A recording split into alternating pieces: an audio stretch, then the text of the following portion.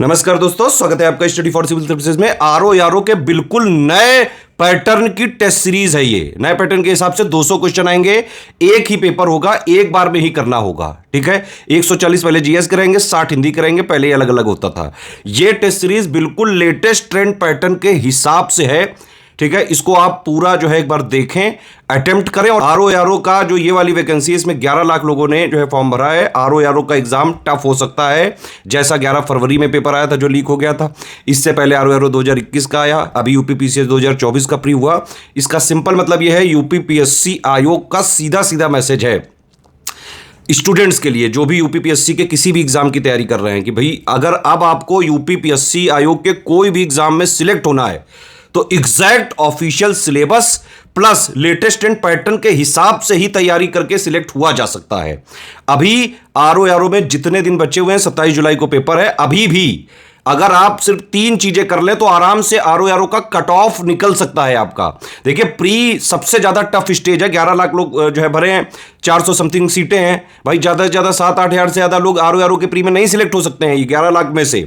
तो अगर आपको सिलेक्ट होना है, कट ऑफ निकालने का टारगेट रखिए। प्री में सिर्फ कट ऑफ ही निकाला जाता है बस, और कट ऑफ आराम से अभी भी निकल सकता है। 3 चीजें करनी पड़ेंगी। क्या कि आपको स्टडी फॉर सिविल सर्विसेज का सिलेक्शन मटेरियल जो दिया है हमने, उसको पढ़ डालिए। करीबन 900 पेज का है वो। ठीक है, रिकॉर्डेड वीडियोस जो दिए गए पेड ग्रुप में, उनको देख डालिए। पढ़ाई इससे करनी है आपको।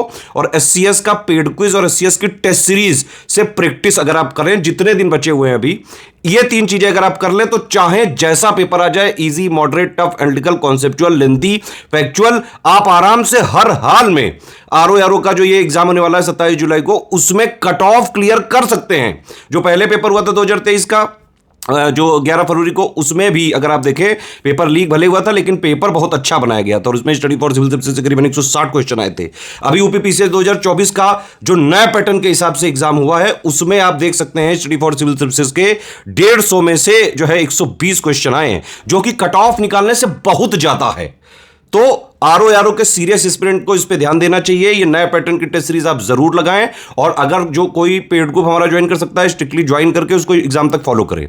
जो नहीं भी कर सकता है, यहां पे फ्री चैनल में हम कई सारी चीजें आपको दे रहे हैं। पीवाईक्यू के पापा दे दिए, टेस्ट सीरीज यहां से चालू हो रही है। ठीक है, इसके अलावा UP budget, union budget, miscellaneous पापा सब मिलेगा आपको। जून एंड से पहले सब मिल जाएगा।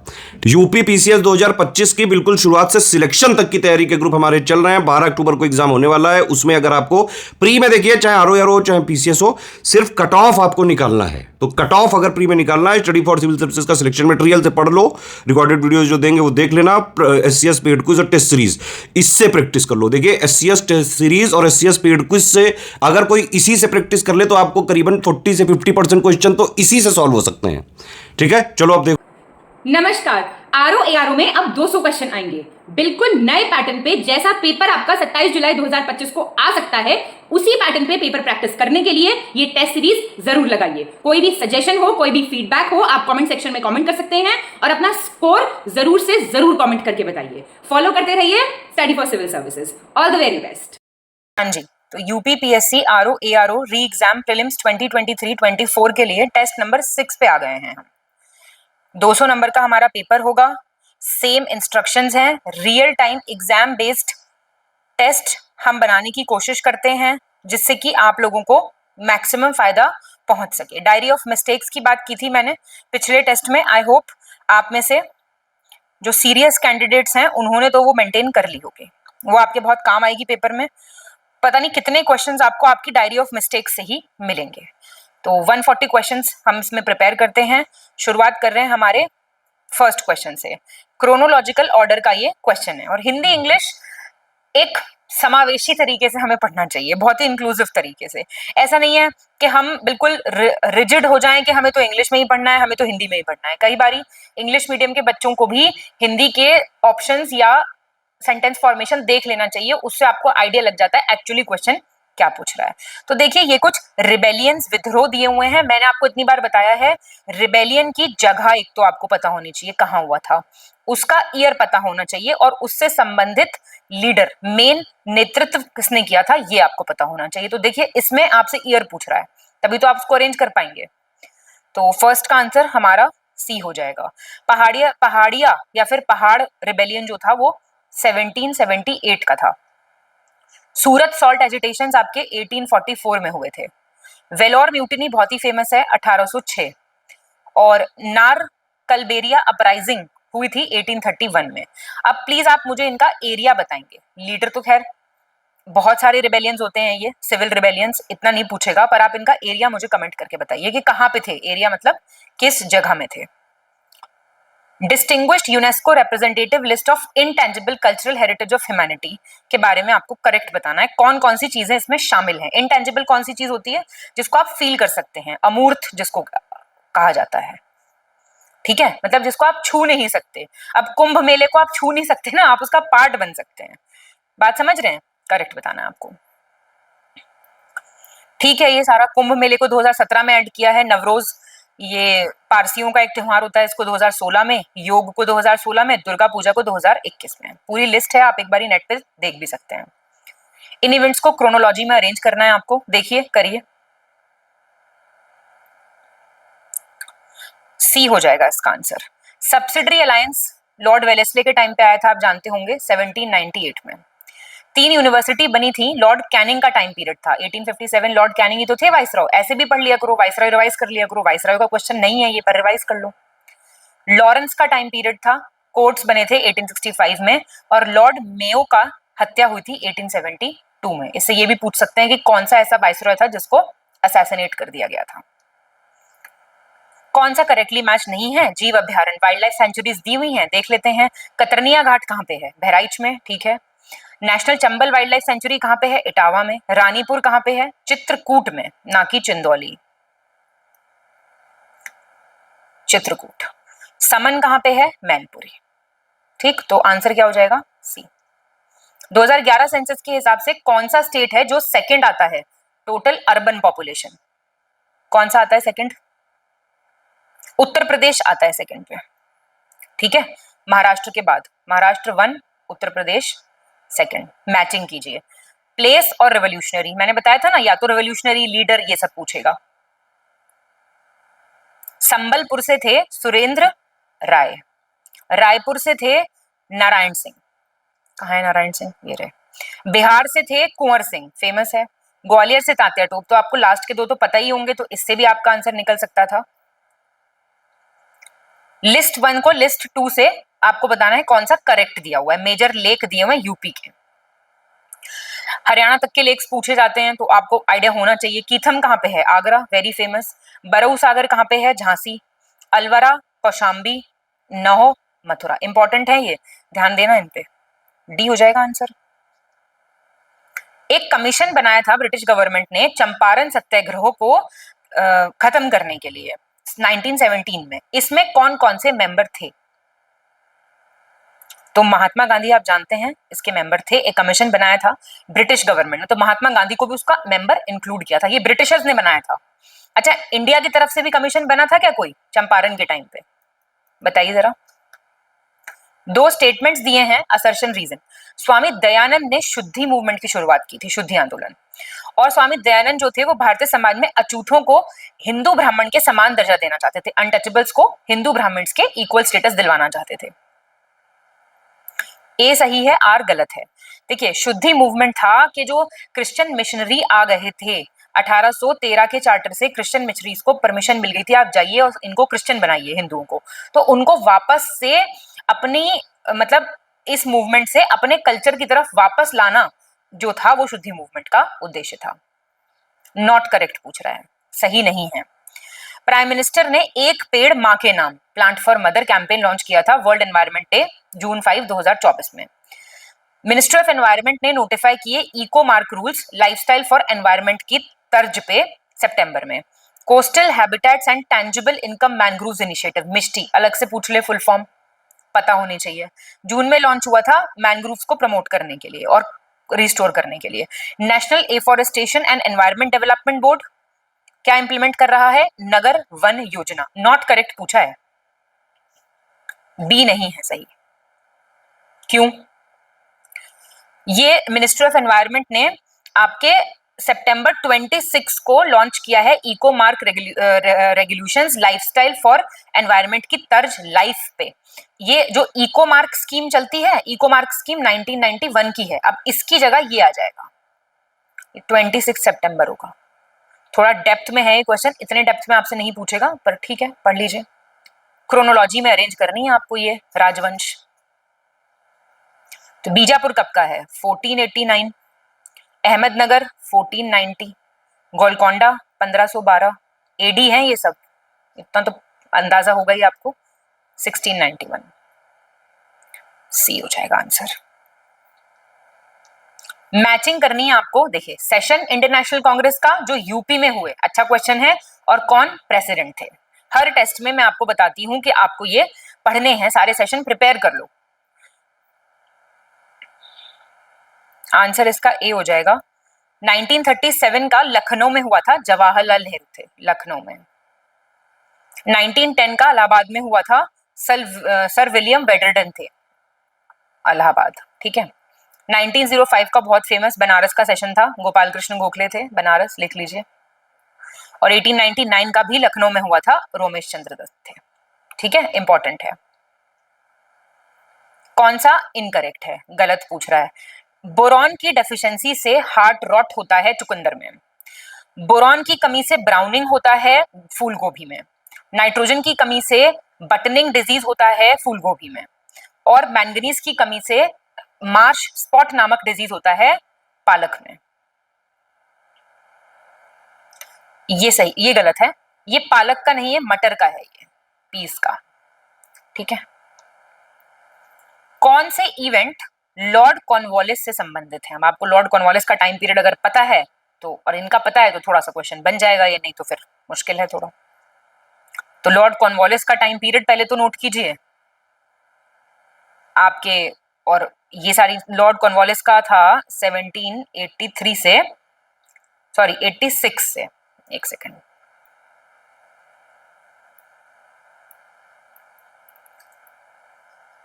1793। बंगाल की एशियाटिक सोसाइटी बनी 1784, ये तो फेमस है। थर्ड मैसूर वॉर हुआ 1790 से 92। फिर श्रृंगपट्टनम की ट्रीटी हुई 1792 में। परमानेंट सेटलमेंट आया था 1793 में। तो आंसर क्या हो जाएगा? बी हो जाएगा ना, सेकंड, थर्ड और फोर्थ। एशियाटिक सोसाइटी की स्थापना के वक्त था वॉरेन हेस्टिंग्स, ठीक है।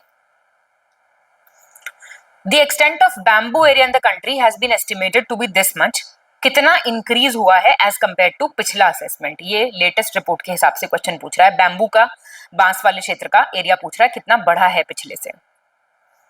तो ये आपका 5227 स्क्वायर किलोमीटर बढ़ा है। कौन सा करेक्टली मैच नहीं है? आ गया, देखो कितनी बार सेम क्वेश्चन बता रही हूं मैं, और वो क्वेश्चंस आए जा रहे हैं, पेपर में भी आएंगे ऐसे। तो ये पता होना बहुत जरूरी है। देखो लॉर्ड कैनिंग, ये नोट करो सब, जो नहीं नोट कर रहे हैं वो पछताएंगे क्योंकि वो खुद से भी नहीं पढ़ रहे। 1862 इंडियन काउंसिल्स एक्ट, ठीक है। लॉर्ड कैनिंग थे 1856 से 1857, तो ठीक है, ये बिल्कुल ठीक है। डफरिन था आपका सेकेंड अफगान वॉर के टाइम पे, लॉर्ड लिट्टन थे, ना कि डफरिन। इनका टाइम पीरियड नोट कर लो, 1876 से 1880। लॉर्ड रिपन का ठीक दे रखा है बिल्कुल, 1880 से 1884। एल्बर्ट बिल कंट्रोवर्सी कब हुई थी? ये इसी दौरान हुई थी, इन्हीं के टाइम पीरियड के दौरान। Uttar Pradesh forest survey report 2023 के हिसाब से हाईएस्ट इंक्रीज जो है फॉरेस्ट कवर में यूपी में सोनभद्र में देखा गया है। कितने % इंक्रीज देखा गया है? इसमें से कोई नहीं आंसर, 34.87% इंक्रीज जो है देखा गया है। कौन से पहले इंडियन थे जिनको एडवोकेट जनरल ऑफ बंगाल बनाया गया था वाइसरॉय की काउंसिल में? कौन थे ऐसे पहले? Very famous, Satyendra Prasanna Sinha. इनको पहला गवर्नर बनाया गया था बंगाल बिहार का 1920 में। एक फैक्ट इनके बारे में ये है, ये पहले इंडियन हैं जो कहीं गवर्नर बने थे, ठीक है। इनको वाइसरॉय के एग्जीक्यूटिव काउंसिल में जाने वाले ये पहले इंडियन मेंबर भी थे। कौन सी रामसार साइट है यूपी की जिसका सबसे कम क्षेत्रफल है इनमें से?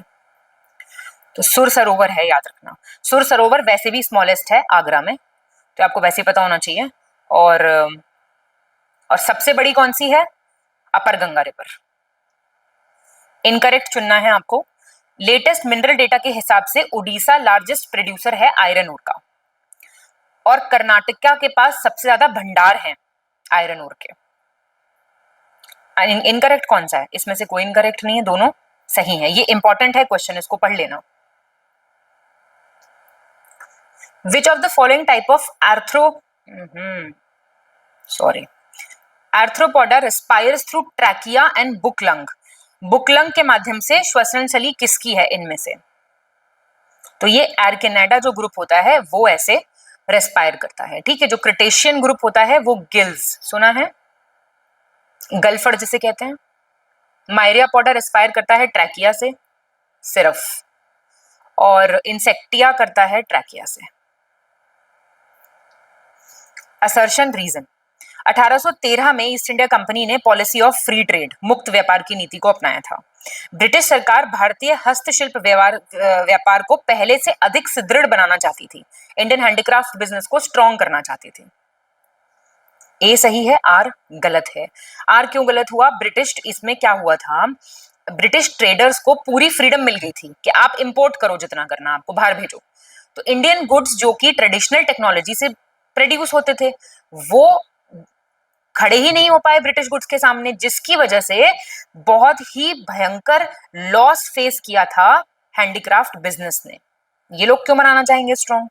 तो खून चूसने आए थे। आलियाबाट आइलैंड है एक, उसके बारे में आपको करेक्ट बताना है। ये गुजरात में है, ये एक रिवर आइलैंड है जो कि नर्मदा रिवर डेल्टा पे बना है। ये गल्फ ऑफ खंबात के पास है। ये इंपॉर्टेंट है, अपना मैप खोल लो प्लीज और उसमें जाके ये मार्क कर लो। कौन सी city centre for mathematical modelling and computer simulation में, ये कौन सी सिटी में लोकेटेड है? ये कुंडलहली करके जगह है बैंगलोर में। इनकरेक्ट आपको चुनना है। यूपी बजट 2025-26 के हिसाब से 5 करोड़ का प्रोविजन किया गया है, आर्टिफिशियल इंटेलिजेंस सिटी डेवलप की जाएगी नोएडा में। 3 करोड़ का प्रोविजन किया गया है technology translation research park cyber security में, और गवर्नमेंट होम्योपैथिक मेडिकल कॉलेज बनेगा वाराणसी में। अटल पेंशन स्कीम में एक्सीलेंट परफॉर्मेंस देखी गई है स्टेट की, with 1.12 million nomination state wise UP की। बताइए, ए गलत हो गया। ये लखनऊ में डेवलप हो रही है, ना कि नोएडा में। इनकरेक्ट बताना है, फिर से बजट का क्वेश्चन है। निवल कर प्राप्तियां, net tax receipt 28.37 lakh crore estimated है। राजकोषीय घाटा, फिस्कल डेफिसिट कितना है? 3.4% ऑफ जीडीपी एस्टिमेशन है ये। Gross market borrowings 14.82 lakh crore, और पीएम स्वानिधि स्कीम को रिन्यू किया जाएगा with enhanced loans from banks with a limit of rupees 30,000, UPI linked credit cards and capacity development assistance। दूसरा गलत हो गया। देखिए, राजकोषीय घाटा आपको पता होना चाहिए, यही सबसे इंपॉर्टेंट फिगर होती है, 4.4। मैचिंग कीजिए, ट्रीटी दी हुई है और उनके ईयर। फिक्स क्वेश्चन है ये, फिक्स लिख दो इस पे, फिक्स, ठीक है। डी हो जाएगा इसका answer. Treaty of Surat 1775, Purandar 1776, treaty of Salbai 1782, Aix-la-Chapelle 1748। अब ये पता है किस कौन से वॉर्स की ट्रीटी है ये? बताइए जरा। Earliest works of which language are called Sangam literature? कौन सी भाषा के संगम रचनाओं को आप संगम साहित्य कहते हैं? सिंपल क्वेश्चन है, तमिल भाषा। यहाँ पे हमारे पेड कोर्सेज की जानकारी है जो civil services, study for civil services द्वारा चलाए जा रहे हैं। आप बैच नेम और डिटेल्स यहाँ पे पढ़ सकते हैं, फीस सब कुछ यहाँ पे मेंशन्ड है, और ये नंबर्स हैं जिन पे आप कॉल या व्हाट्सएप करके ज्वाइन कर सकते हैं। Who among the following had authored the book स्वर मेल कला निधि? What a beautiful name। Writer बताइए इनके। ये आपके हैं राम अमात्या। कौन सा सही है? To the east of middle Andaman. अब जैसी मिडिल अंडमान आए ना, तो ये भारत का नक्शा है, आपको यहाँ पे दिमाग आपका तुरंत चला जाना चाहिए। नहीं जा रहा है तो आप मैप तो बिल्कुल पढ़ ही नहीं रहे हैं। मैं हर टेस्ट में चिल्ला चिल्ला के कह रही हूँ मैप पढ़िए। खुद से नहीं पढ़ सकते हैं तो इतने सारे कोर्सेज चल रहे हैं स्टडी फॉर सिविल सर्विसेज के, वहां से पढ़ लीजिए। बैरन आइलैंड है मिडिल अंडमान के ईस्ट में, जो कि इंडिया का अकेला एक्टिव वॉल्केनो है। नारकोंडम जो है वो डोर्मेंट है, मतलब सुषुप्त ज्वालामुखी है, जो कि ईस्ट ऑफ नॉर्थ अंडमान में लोकेटेड है। आंसर दोनों ठीक है। तो अब जाके बैरन आइलैंड के बारे में पढ़ लो, नारकोंडम के बारे में पढ़ लो। Who among the following was given the Ministry of Law? Law ministry किसको मिली थी इंटरिम गवर्नमेंट में? सारे पता होने चाहिए वैसे तो। जोगिंदर नाथ मंडल को। सरदार बलदेव सिंह को मिली थी मिनिस्ट्री ऑफ डिफेंस, आप याद कर सकते हो, सरदार हैं स्ट्रांग होंगे तो डिफेंस, ठीक है। लियाकत अली खान फाइनेंस, और गजनफर खान हेल्थ, और ये लॉ हमने पढ़ ही लिया। सारे पता होने चाहिए वैसे आपको। ट्रेड थ्रू आउट बंगाल, संपूर्ण बंगाल में व्यापार के संदर्भ में आपको बताना है कौन सा सही है। 1717 में मुगल शासक फर्रुखशियार ने ब्रिटिश ईस्ट इंडिया कंपनी को संपूर्ण बंगाल में स्वतंत्र रूप से व्यापार का अधिकार दे दिया था, फुल राइट्स दे दिए थे फ्री ट्रेड के। उक्त के बदले में British east India company Mughal शासक को 3000 रुपए वार्षिक देती थी। उस टाइम पे बहुत बड़ा अमाउंट था, ठीक है। तो ये सही है दोनों। मैचिंग कीजिए लिस्ट 1 को लिस्ट 2 से। थीन आपको कहां से मिलता है? चाय की पत्ती से। कैफीन कहां से मिलता है? कॉफी के बीज से। निकोटीन कहां से मिलता है? ये तो जरूर पता होगा, from the leaves of tobacco. Cork कहां से मिलता है? ओक ट्री के छाल से। C answer. एक मंथली मैगजीन थी ब्राह्मण, उसके बारे में आपको करेक्ट बताना है। ये कानपुर से शुरू की गई थी, 1883 में शुरू की गई थी, और पंडित प्रताप नारायण मिश्रा ने एडिटिंग स्टार्ट की थी इस मंथली मैगजीन की। सही है ये बात। तो एक मैगजीन तैयार हो गई आपकी हाथ के हाथ। Who among the following was the first ruler of the Delhi Sultanate who had got the details of the income of the state prepared? मतलब राज्य की आय का विवरण शुरू किया था। कौन थे वो ruler? FST, Firoz Shah Tughlaq. Matching कीजिए एग्रीकल्चर डेटा, क्रॉप और पहला कौन है प्रोडक्शन में। 36th question. तो तूर दाल में महाराष्ट्र है, पर्ल मिलेट बाजरा में आपका राजस्थान है, बार्ले जौ में आपका राजस्थान है। अब इसको थर्ड माने कि फोर्थ माने देख लीजिएगा। एप्पल में आपका जम्मू कश्मीर है। डी हो जाएगा आंसर। कोई भी मान लो, फोर्थ और थर्ड। हाँ फोर्थ माना है पहले में, फिर थर्ड, मतलब पर्ल मिलेट का फोर्थ है, वो थर्ड है, ठीक है, एक ही बात है। गोंडवाना रॉक सिस्टम कौन से मिनरल के प्रोडक्शन के लिए फेमस है? क्वेश्चन जिसका गलत होगा वो चला जाए बस टेस्ट छोड़ के। बताओ जल्दी। कोयले के लिए। Consider the following events and arrange these in chronological order. बताइए, क्रोनोलॉजी के क्वेश्चन आ रहे हैं बहुत सारे। कमीशंस दिए हुए हैं, एक्ट दिए हुए हैं, साइमन कमीशन दिया हुआ है। बी है आंसर। तो ड्यूरैंड कमीशन कब आया? 1893 में। पुलिस कमीशन 1902 में। यूनिवर्सिटीज एक्ट 1904 में। और साइमन कमीशन जिसका गलत हो रहा है वो भी टेस्ट छोड़ के जाएगा अभी। 39 Those rivers which flow in the direction of the general slope, ढाल की दिशा में जो बहती हैं उनको क्या कहते हैं? कॉन्सिक्वेंट, अनुवर्ती नदियां कहते हैं उनको। ज्यादातर जो पेनिनसुलर इंडिया की नदियां हैं, प्रायद्वीपीय भारत की नदियां जैसे कि गोदावरी, कृष्णा, ये सब कॉन्सिक्वेंट रिवर्स हैं। 40th कौन सा सही है? नवंबर 2024 में ministry of coal Vikram Devdutt ने mine opening permission module single window clearance system portal पे लॉन्च किया। गुजरात गवर्नमेंट ने इंडिया का पहला गुजरात सेमीकंडक्टर पॉलिसी लॉन्च किया है। Anand Prakash Badola, deputy director general police and policy and planning, inspector general Indian coast guard ने tier 3 data centre of project digital coast guard का आधारशिला रखी है महिपालपुर, नई दिल्ली में। आंसर बताएंगे। सारे बिल्कुल ठीक हैं। इन स्कीम्स को उनमें कितना आवंटन किया गया है, कितने पैसों का, बजट के हिसाब से बताना है आपको। बड़ी इंपॉर्टेंट स्कीम है सारी।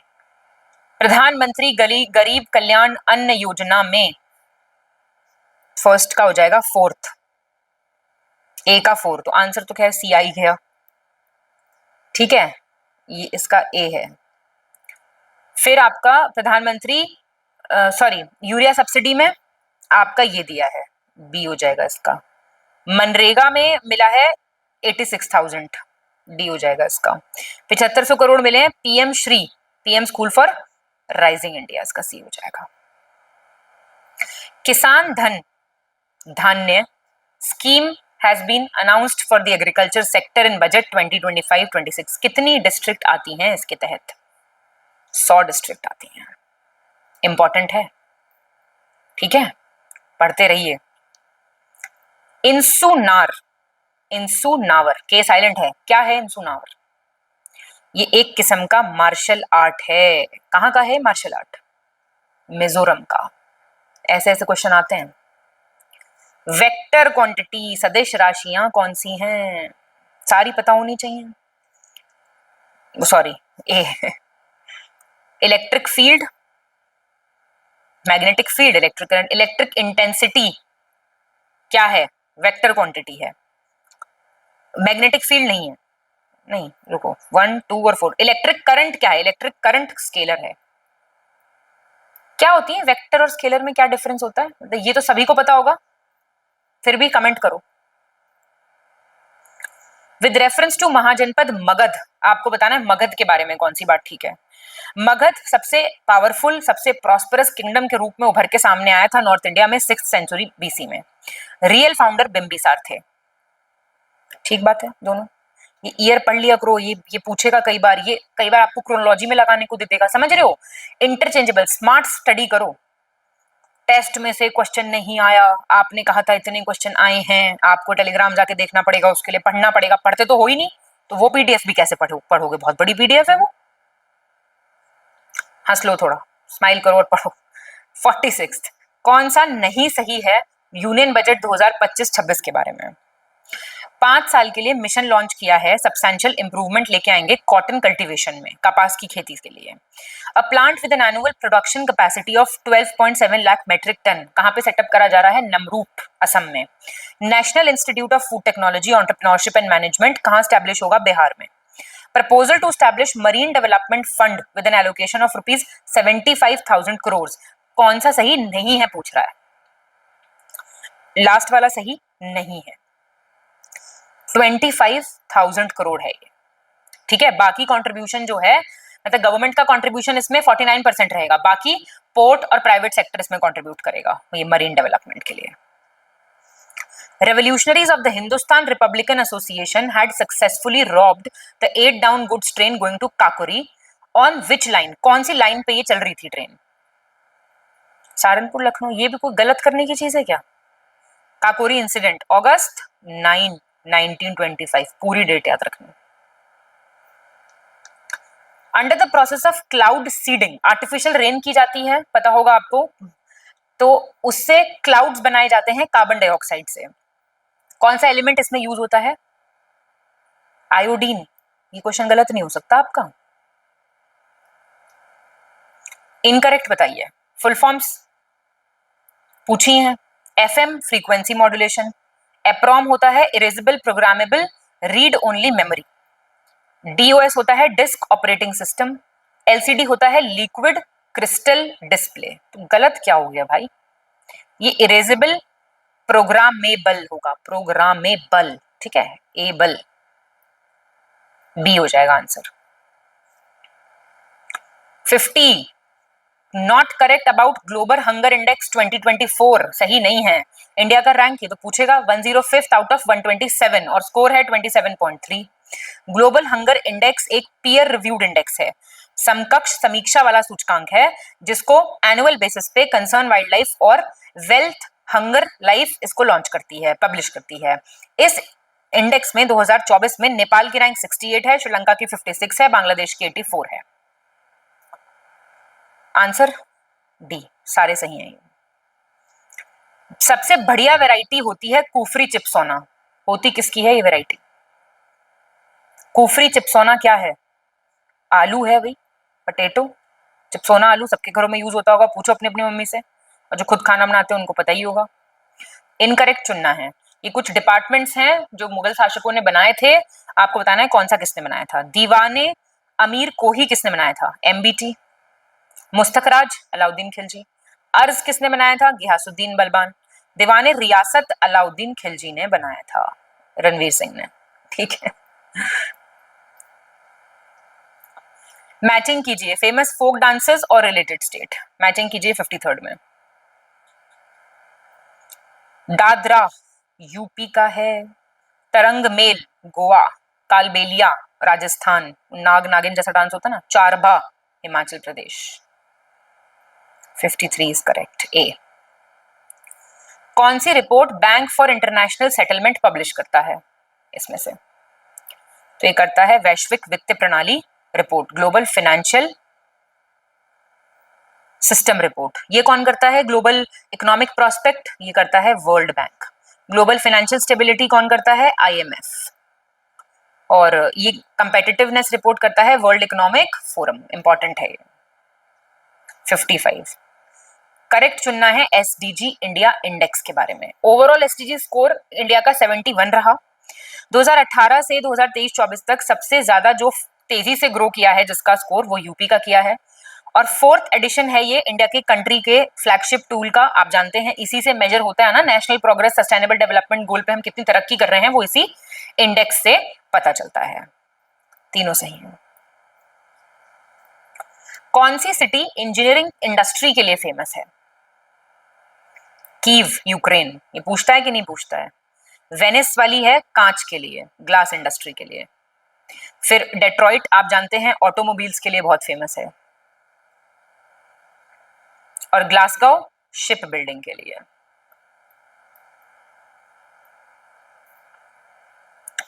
साइलेंट स्प्रिंग कितनी बार आ गया है क्वेश्चन? दूसरी बार है। बताइए, एक एनवायरमेंटल साइंस की किताब है, 1962 में पब्लिश की थी, रेचल कार्लसन ने लिखी है ये। ठीक है, बातें कई बार पूछता है question.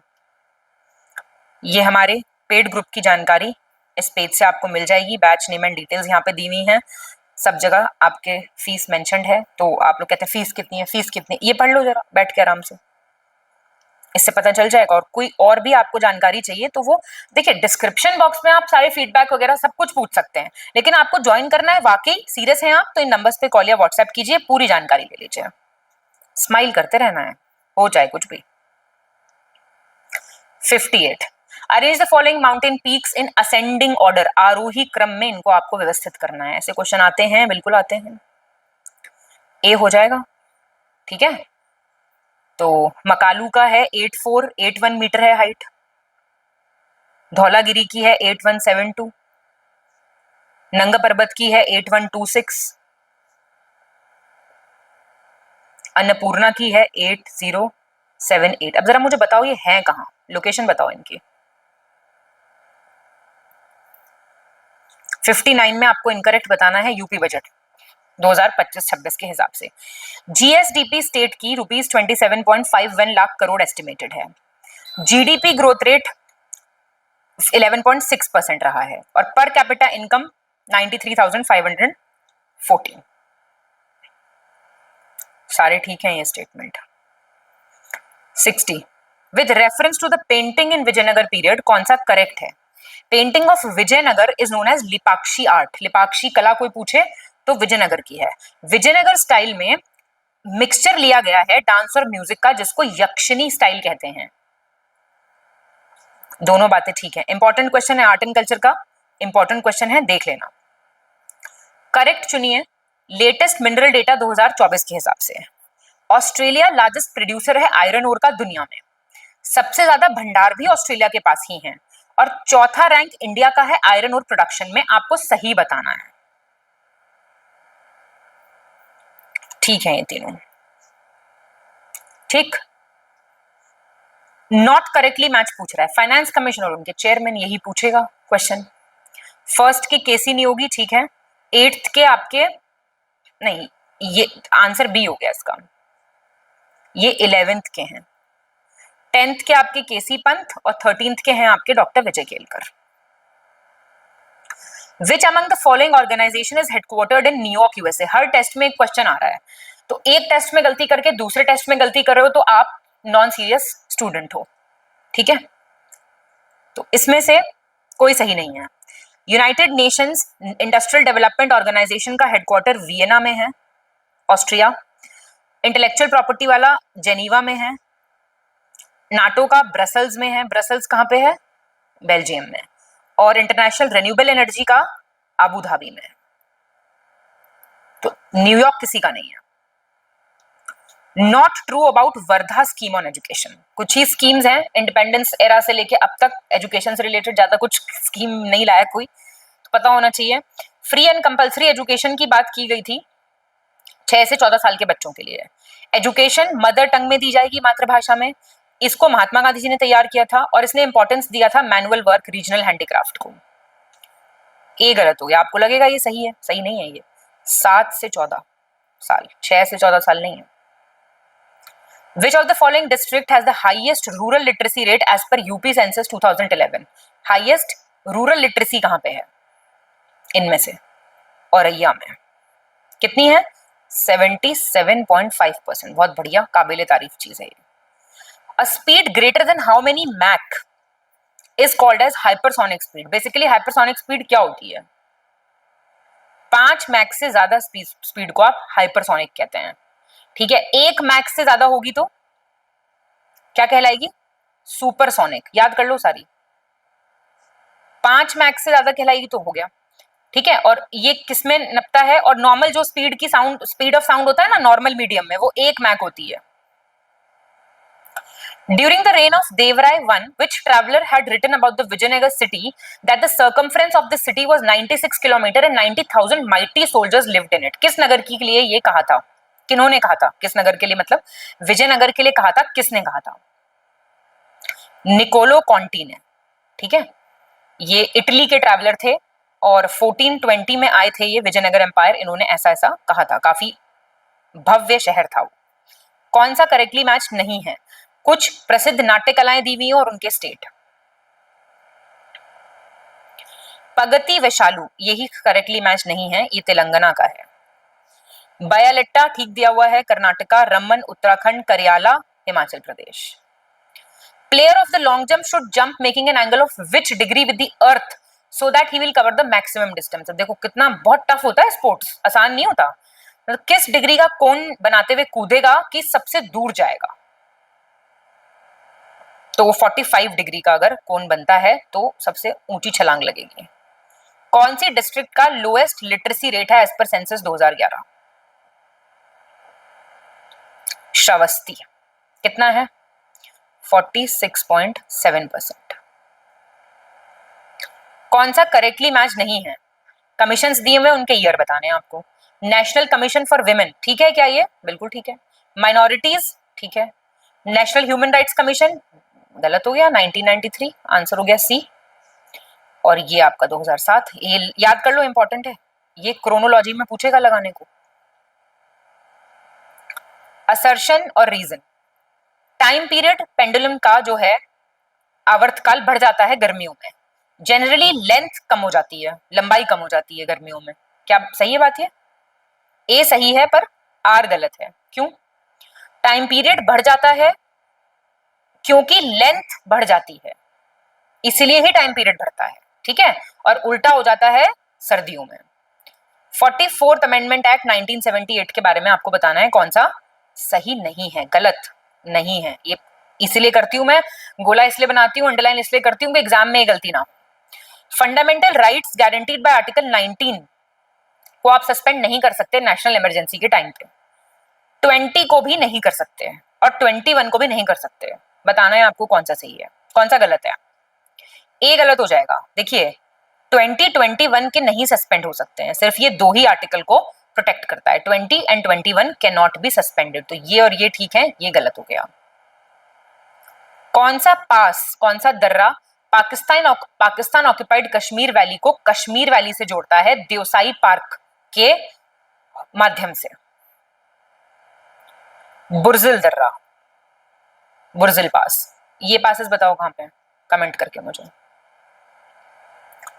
At which of the following places the 13th National Seed Congress 2024 was organized by Ministry of Agriculture and Farmers Welfare? Varanasi में हुई थी ये समिट ऑर्गेनाइज, ध्यान रखिएगा। मिनिस्टर शिवराज सिंह चौहान ने इसको वर्चुअली इनॉग्रेट किया था। 76 देखेंगे, कौन सी हिल बाउंड्री बनाती है अरुणाचल और म्यांमार के बीच में? Map question, map question, map question. Patkai Bum की पहाड़ियां, ये सारी पहाड़ियां भी मार्क कर लो अपने मैप में। 77, कौन सा एलिमेंट जो है वो जर्मन सिल्वर बनाने में जिसका उपयोग किया जाता है, इनमें से कौन सा एलिमेंट है? बी हो जाएगा आंसर, फर्स्ट, सेकंड और थर्ड। कॉपर, जिंक, निकल। टिन नहीं होता है, ध्यान रखना। कौन सी रिवर ओनली रिवर है पंचनाद की जिसका फ्लो सिर्फ इंडिया में है? इंपॉर्टेंट क्वेश्चन है ये बहुत। ये वाले क्वेश्चन ना गलत करना, देखो बिल्कुल भी। ब्यास नदी है ऐसी जिसका फ्लो सिर्फ इंडिया में है, ठीक है। पंचनाद आप पता है ना कौन कौन बनाती हैं? सब पांचों नदियां मिलके बनाती हैं। कौन सी है एक और? झेलम, चिनाब, रावी, ब्यास और सतलज। 79, कौन सा आर्टिकल ये कहता है यदि कोई मंत्री जो लगातार 6 महीने की अवधि के लिए संसद में किसी भी सदन में का सदस्य नहीं रहा तो इसके अंत में वो मंत्री भी नहीं रहेगा? कौन सा आर्टिकल कहता है ऐसा? B, article 75। कौन सा नॉट करेक्टली मैच्ड है? डेज दिए हुए हैं कुछ फेमस, आपको बताना है कौन सा। नेशनल एनर्जी कंजर्वेशन डे 14 नवंबर, नहीं 14 दिसंबर है ये आंसर आपका ये गलत हो गया, ए हो गया आंसर। वर्ल्ड फूड डे 16 अक्टूबर, पॉपुलेशन डे 11 जुलाई, बायोडाइवर्सिटी डे 22 में। इनकी थीम्स भी लेटेस्ट पढ़ के जाना। Which of the following remains absent in animal cell? जंतु कोशिकाओं में क्या नहीं होता? क्लोरोप्लास्ट नहीं होता, क्लोरोप्लास्ट एब्सेंट रहता है एनिमल सेल्स में, ठीक है। कौन सा करेक्टली मैच नहीं है? स्टेट और झीलें आपको मैच करनी है, बताइए। मिजोरम पाल लेक, लद्दाख में है सोमरीरी लेक, असम में है हैफलॉन्ग, कर्नाटका में है महाराष्ट्र में है पोवाई लेक, ठीक है। तो डी हो जाएगा answer. 83, who among the following can take part in the election of the president? Very famous question. कौन पार्टिसिपेट करता है इलेक्शन ऑफ प्रेसिडेंट में? दिल्ली और पुडुचेरी के इलेक्टेड मेंबर। सुनो, जो पार्टिसिपेट नहीं करते हैं वो है नॉमिनेटेड। नॉमिनेटेड जहां भी वर्ड दिखे उसे हटा देना। ये हट गया, ये हट गया, बचाइए, ठीक है। मेंबर जो हैं इलेक्टेड और नॉमिनेटेड बोथ सिर्फ इलेक्टेड मेंबर्स करते हैं, ठीक, इतना ध्यान रखना। माही नदी ट्रॉपिक ऑफ कैंसर को 2 बार काटती है, अरेबियन सी में जाके गिरती है, 3 स्टेट से फ्लो करती है। कौन सी स्टेट है जिसमें से फ्लो नहीं करती? देखो महाराष्ट्र से नहीं करती है, ये 3 स्टेट से फ्लो करके 2 बार ट्रॉपिक ऑफ कैंसर को काट के धार डिस्ट्रिक्ट से आती है। आप जानते हैं विंध्या रेंजेस, धार डिस्ट्रिक्ट एमपी से, ठीक है। तिलक स्वराज फंड जो बना था वो कौन से मूवमेंट को चलाने के लिए बना था 1921 में? तो इसमें से कोई नहीं है क्योंकि वो था नॉन कोऑपरेशन मूवमेंट, ठीक है, असहयोग आंदोलन। और इसमें 6 महीने में 1 करोड़ रुपए इकट्ठे हुए थे। सोचो उस टाइम के 1 करोड़ रुपए, 1 करोड़ रुपए तो भाई आज भी बहुत ज्यादा हैं, तब कितने ज्यादा होंगे। The tribe name Pokomo, Pokemon type लग रहा है, ये कौन से अफ्रीकन कंट्री की है? कीनिया की। करेक्ट बताना है आपको। बजट 2025-26 में गवर्नमेंट ने मैरीटाइम डेवलपमेंट फंड को स्थापित करने का फैसला लिया है पोर्ट शिपिंग इंडस्ट्री को मजबूत करने के लिए। Gyan Bharat scheme mission launch होगा to survey, document and preserve manuscript heritage in India, जो पांडुलिपि विरासत है उसको सुरक्षित करने के लिए। The limit of tax deducted at TDS कटता है ना, उसको बढ़ा दिया गया है, बढ़ाते रहे। केबीसी में आप जाएंगे ना जब आप पैसे जीतेंगे तो वो वाला यहाँ पे कटता है। सारे स्टेटमेंट सही हैं। क्या है आंसर, क्या है भाई? सारी सही हैं। Who among the following does not come under union executive? संघ की कार्यकारिणी में कौन नहीं आता है? ये सब आते हैं, बहुत इंपॉर्टेंट क्वेश्चन है। Council of minister, president, vice president, prime minister और अटॉर्नी जनरल। नॉन मेटल बताइए इसमें से कौन है? नॉन मेटल क्या हो जाएगा? सेलेनियम नॉन मेटल है ना। सेलेनियम, बोरॉन, सिलिकॉन, ये तो मेरे ख्याल से क्लियर है। From where did prime minister Narendra Modi virtually inaugurate the Agra metro in UP in March 2024? कहां से इनॉग्रेट की थी? कोलकाता से। तो आगरा मेट्रो कोलकाता से की थी, ठीक है। 6 किलोमीटर लॉन्ग प्रायोरिटी कॉरिडोर है आगरा मेट्रो, वो किया था कोलकाता से inaugurate. The green GNP is evaluated after how many years? Green GNP sustainable development से संबंधित शब्द है, आपको पता होगा हर 10 सालों में इसको इवेल्युएट किया जाता है। Supreme court had not use the power of judicial review. Judicial review जो न्यायिक समीक्षा है वो कहां पे इस्तेमाल नहीं की गई थी? इन सब जगहों पे की गई थी, याद रखना। गोलकनाथ केस में इनके ना ईयर याद रखना, एक क्रोनोलॉजी में अरेंज करने के लिए पूछ लेगा। कौन से फील्ड में मेगावाट को मेजरिंग यूनिट के तौर पे देखा जाता है? कहां पे मेगावाट के हिसाब से होता है? यहाँ पे कहीं होता है क्या? होम, इंडस्ट्री, इन सब में जो यूनिट होती है वो किलोवाट आवर के हिसाब से होती है, ठीक है। मेगावाट होता है पावर जनरेशन में। अच्छा, एक मेगावाट में कितने वॉट होते हैं ये बताइए, वॉट कितने होते हैं? ये हमारे पेड कोर्सेज की जानकारी है जिसमें आप जानते हैं लेटेस्ट ट्रेंड और पैटर्न को फॉलो करते हुए तैयारी कराई जा रही है। अगर आप सीरियस कैंडिडेट हैं, 100 जगह हाथ नहीं मार रहे हैं, एक ही चीज को लेके ब्लाइंडली फॉलो कर रहे हैं भगवान का नाम लेके, तो आपका सिलेक्शन पक्का है। बैच नेम और डिटेल्स यहाँ दी हुई हैं, फीस दी हुई है। ज्यादा जानकारी के लिए आप इन नंबर्स पे कॉल या व्हाट्सएप कर सकते हैं विद अ स्माइलिंग फेस। चलिए, कौन सी स्टेट में कोई भी साइट नहीं है रामसार की? बहुत बार आ चुका है क्वेश्चन, मैं पहले टेस्ट में भी करा चुकी हूँ। कौन कौन से हैं बताओ जल्दी। झारखंड में नहीं है, अब बता रही हूँ, हर टेस्ट में नहीं बताऊंगी। नागालैंड में नहीं है, तेलंगाना में नहीं है, छत्तीसगढ़ में नहीं है, अरुणाचल में नहीं है, मेघालय में नहीं है और सिक्किम में नहीं है। Which of the following provision has been derived from Ireland? Ireland के कॉन्स्टिट्यूशन से क्या लिया है हमने? कुछ नहीं लिया इसमें से। कॉन्करेंट लिस्ट कहां से लिया है? ऑस्ट्रेलिया।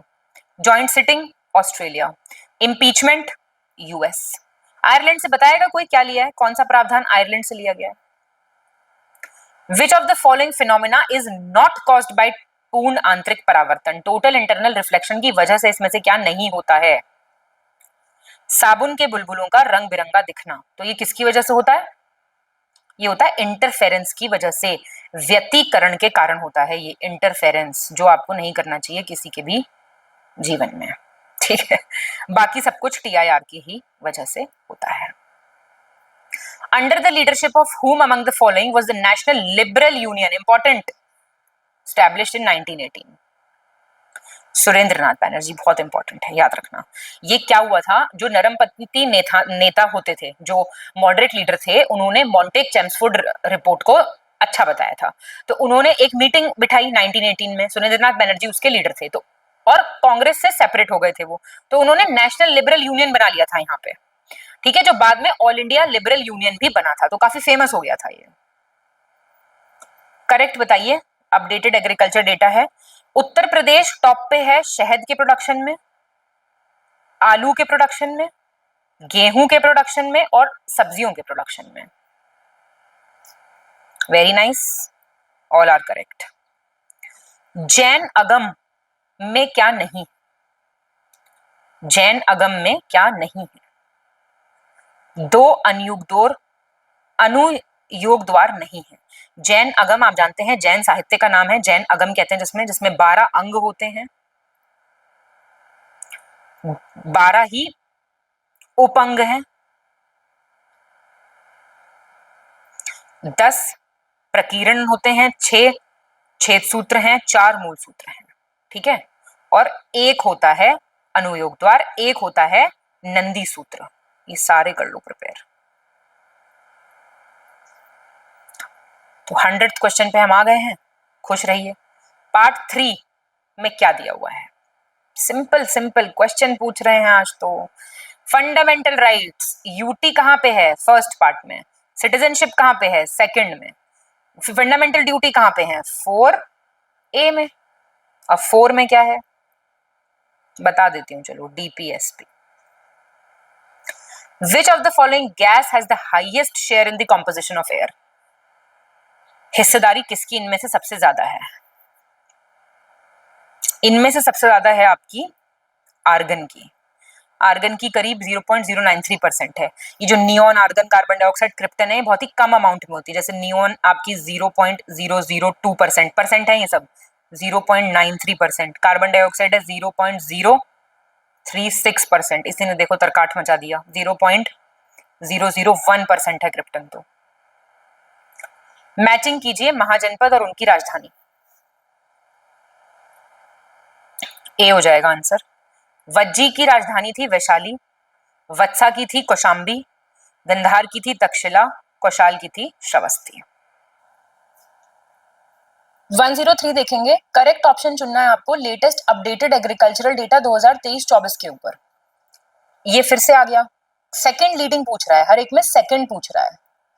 यूपी सेकंड है मीट प्रोडक्शन में, सेकंड है मिल्क प्रोडक्शन में, सेकंड है चावल के उत्पादन में, सेकंड है टबैको तंबाकू के उत्पादन में, और सेकंड है टोटल फूड ग्रेन कुल खाद्यान्न के उत्पादन में। आपको सही बताना है कौन सा है।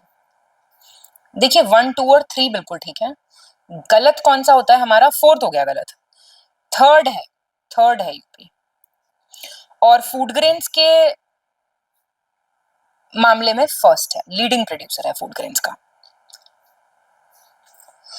कौन सा करेक्टली मैच्ड है? ये नदियां पूछ रहा है ऋग्वेदिक काल की, बताइए नाम और उनका आज का नाम। तो पारुष्णी नदी आज की रावी नदी है, अस्किनी आज की चेनाब है, वितास्ता झेलम है, और सदानीरा गंडक है। तो हमारा आंसर डी हो जाएगा। कौन सा नहीं है करेक्ट? नॉर्मली टेम्परेचर जो मानव शरीर का है वो 36.9 डिग्री सेंटीग्रेड होता है और 98.6 फ़ारेनहाइट है, 310 के है।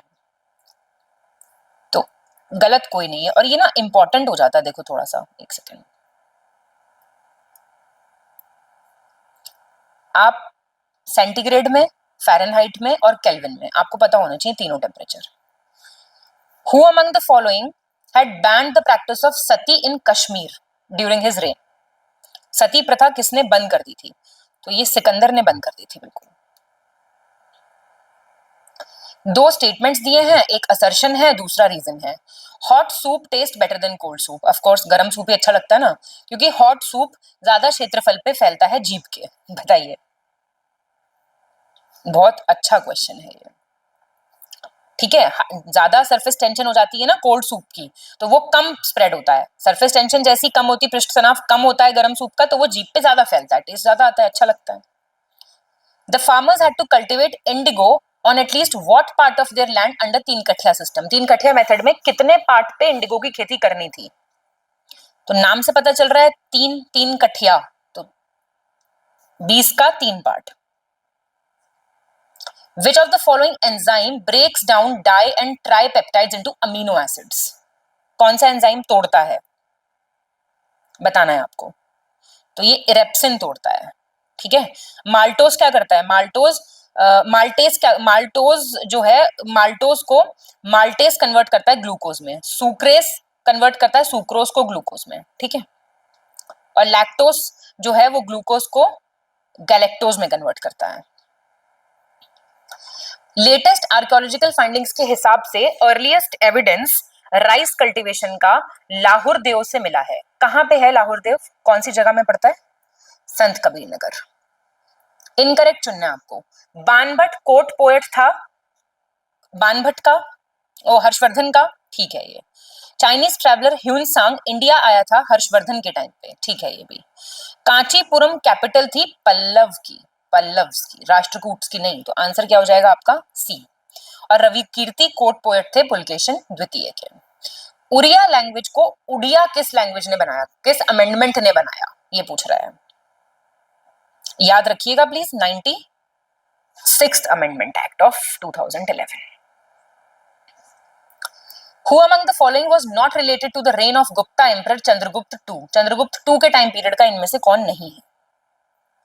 तो हरिशेन नहीं है, क्योंकि हरिशेन दरबारी कवि होते थे समुद्रगुप्त के।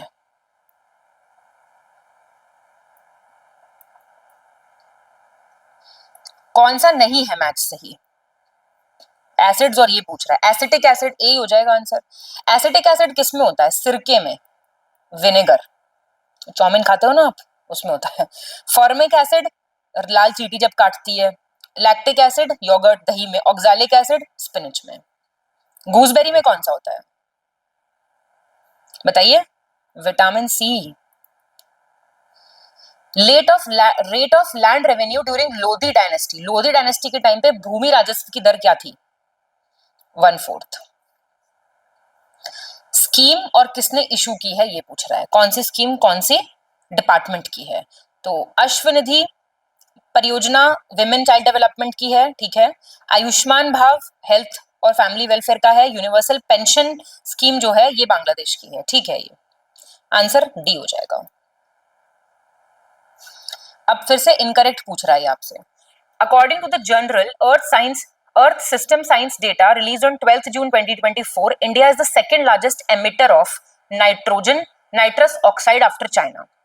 अरुणाचल प्रदेश के chief minister doctor Mohan Yadav ने पीएम श्री पर्यटन एयर सर्विस लॉन्च की थी जून 2024 में। इनकरेक्ट बताइए। सेकंड गलत है, ये मध्य प्रदेश, नाम से नहीं पता चल रहा डॉक्टर मोहन यादव अरुणाचल प्रदेश में क्या कर रहे होंगे। एमपी के सीएम ने ये लॉन्च की है। ये एयर सर्विस 8 सिटीज में जो है ऑपरेट करेगी।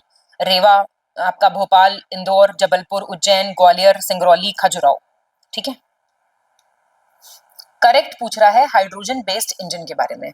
इंडियन रेलवे और आईआईटी कानपुर ने मिलके कंट्री का पहला ट्रेन इंजन जो कि हाइड्रोजन फ्यूल पे रन करता है ये बनाया है।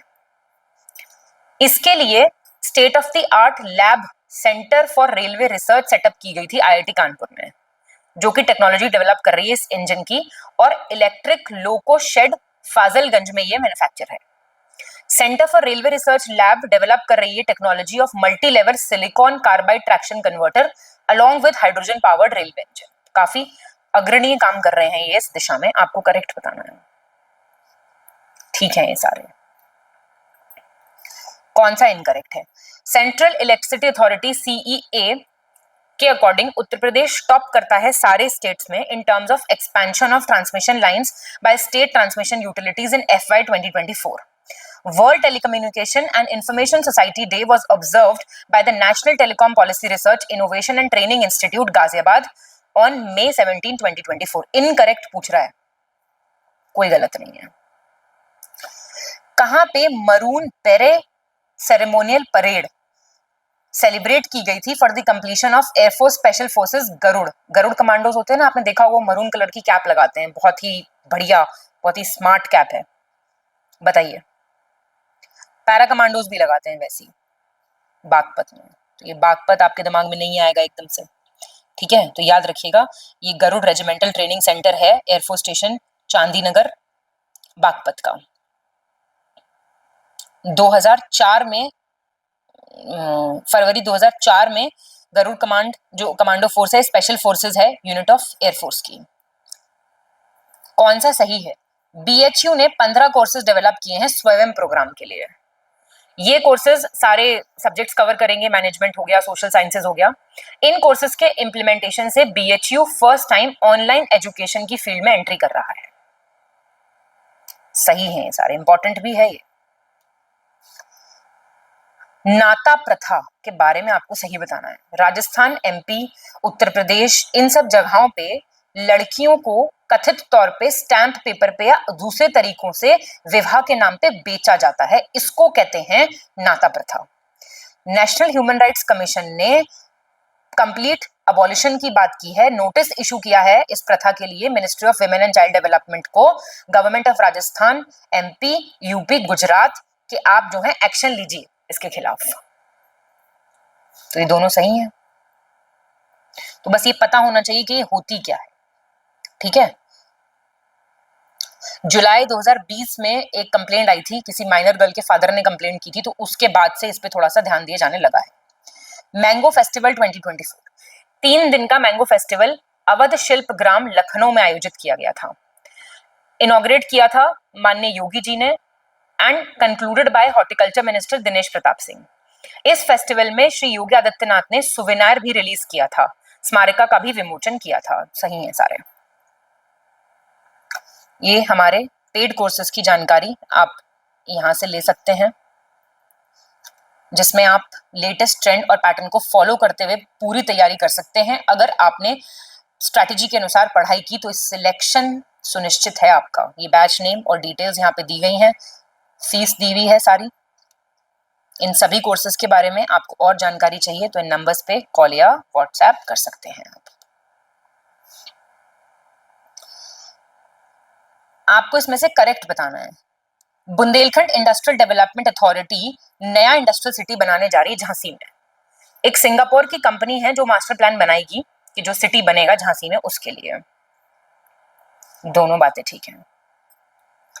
Which of the following statement is not correct regarding panchayat conference? Panchayat conference के बारे में इसमें से कौन सा सही नहीं है? Ministry of Panchayati Raj has organized the second Panchayat Conference on November 19, 2024 at Taj Hotel and Convention Center in Agra in UP. Panchayat Conference is based on the constitutional mandate enshrined in Article 243 Clause O, जो क्या कहता है कि PRIs जो हैं they are vital units of local self governance. स्थानीय स्वशासन की महत्वपूर्ण इकाइयों के तौर पे सक्षम बनाना। फर्स्ट सच कॉन्फ्रेंस कहाँ हुई थी? हैदराबाद में। This conference was presided over by minister of state for panchayati raj and fisheries, animal husbandry and dairying, professor SP Singh Baghel. Not correct पूछ रहे हैं, बी गलत हो गया। आर्टिकल 243 क्लॉज G, ये इंपॉर्टेंट आर्टिकल है, याद कर लेना इनको। In which stadium was India's first hybrid cricket pitch unveiled? India की पहली हाइब्रिड क्रिकेट पिच का अनावरण कहां किया गया है? Himachal Pradesh cricket association stadium, धर्मशाला, हिमाचल प्रदेश। ठीक है। और नीदरलैंड का एक ग्रुप है SIS ग्रास, उसके साथ मिलके हुआ है ये। ठीक है। कौन सा स्टेटमेंट पोस्ट ऑफिस एक्ट 2023 के बारे में बिल्कुल सही है? पोस्ट ऑफिस एक्ट फोर्स में आया 18 जून 2024 को, प्रपोज किया था राज्यसभा में अगस्त 2023 में, पास हुआ दिसंबर 2023 में राज्यसभा से, फिर लोकसभा से पास हुआ 18 दिसंबर 2023 को, और प्रेसिडेंट का एसेंट मिला है इसको 24 दिसंबर 2023 को। अब देखिए, ये आपको कुछ लोगों को ये कम इंपॉर्टेंट लग सकता है, तो आपको कोई भी एक्ट का बिल बनने तक का सफर पता होना चाहिए पॉलिटी में, ये इंपॉर्टेंट है बहुत, मतलब ये आपका गलत नहीं होना चाहिए। इससे आप बैक में जाके ये वाली चीज प्रिपेयर कर सकते हैं। तो फिर से हमारे रीजनिंग के क्वेश्चन आ गए हैं, तो जरा आप बताइए 128 क्या हो जाएगा इसका? इसका आंसर A है। कैसे आया ये आप बताएंगे। नंबर सीरीज दी हुई है, रॉन्ग नंबर बताना है आपको। 2807, 1400, 697, 346, 171, 84, फिर आएगा 41, 129 का हो जाएगा C, 40 गलत है। ऑड सिलेक्ट करना है आपको, BED, FIH, ये ना पूरी ABCD ऐसे लिख लिया करो, और 1 2 3 पूरा 26 तक ऐसे डाल लिया करो, तो ये क्वेश्चन आपके बहुत आसानी से सॉल्व हो जाएंगे। OPQ गलत है। डिक्शनरी में अरेंज करने का वर्ड आ गया है। टीम में टेक्निकल, टेक्निक, टेक्नोलॉजी, जो थर्ड प्लेस पे आएगा कौन सा आएगा? टेक्निक आएगा। कितने ऐसे L हैं जिनके ठीक पहले P है और ठीक बाद में U है? काउंट करो, 2 हो जाएंगे ऐसे। टीचर सब शब्द से कौन सा शब्द नहीं बन सकता है? चेयर नहीं बन सकता है। आई कहाँ आता है टीचर में? ऑथर जैसे नॉवल से संबंधित है, वैसे ही कोरियोग्राफर क्या करता है? कोरियोग्राफर डांस सिखाता है। टेल को 42 लिखा गया है, टेल, तो देखो TAIL, T 20 पे आ गया, 1 पे, 9 पे, L कितने पे आता? 12 पे, हो गया 42। गॉड को ऐसी ही 7 + 15 + 4 कितना हो गया? 15 7 26, ये हो जाएगा आंसर। ऐसे होते हैं, सिंपल क्वेश्चंस होते हैं।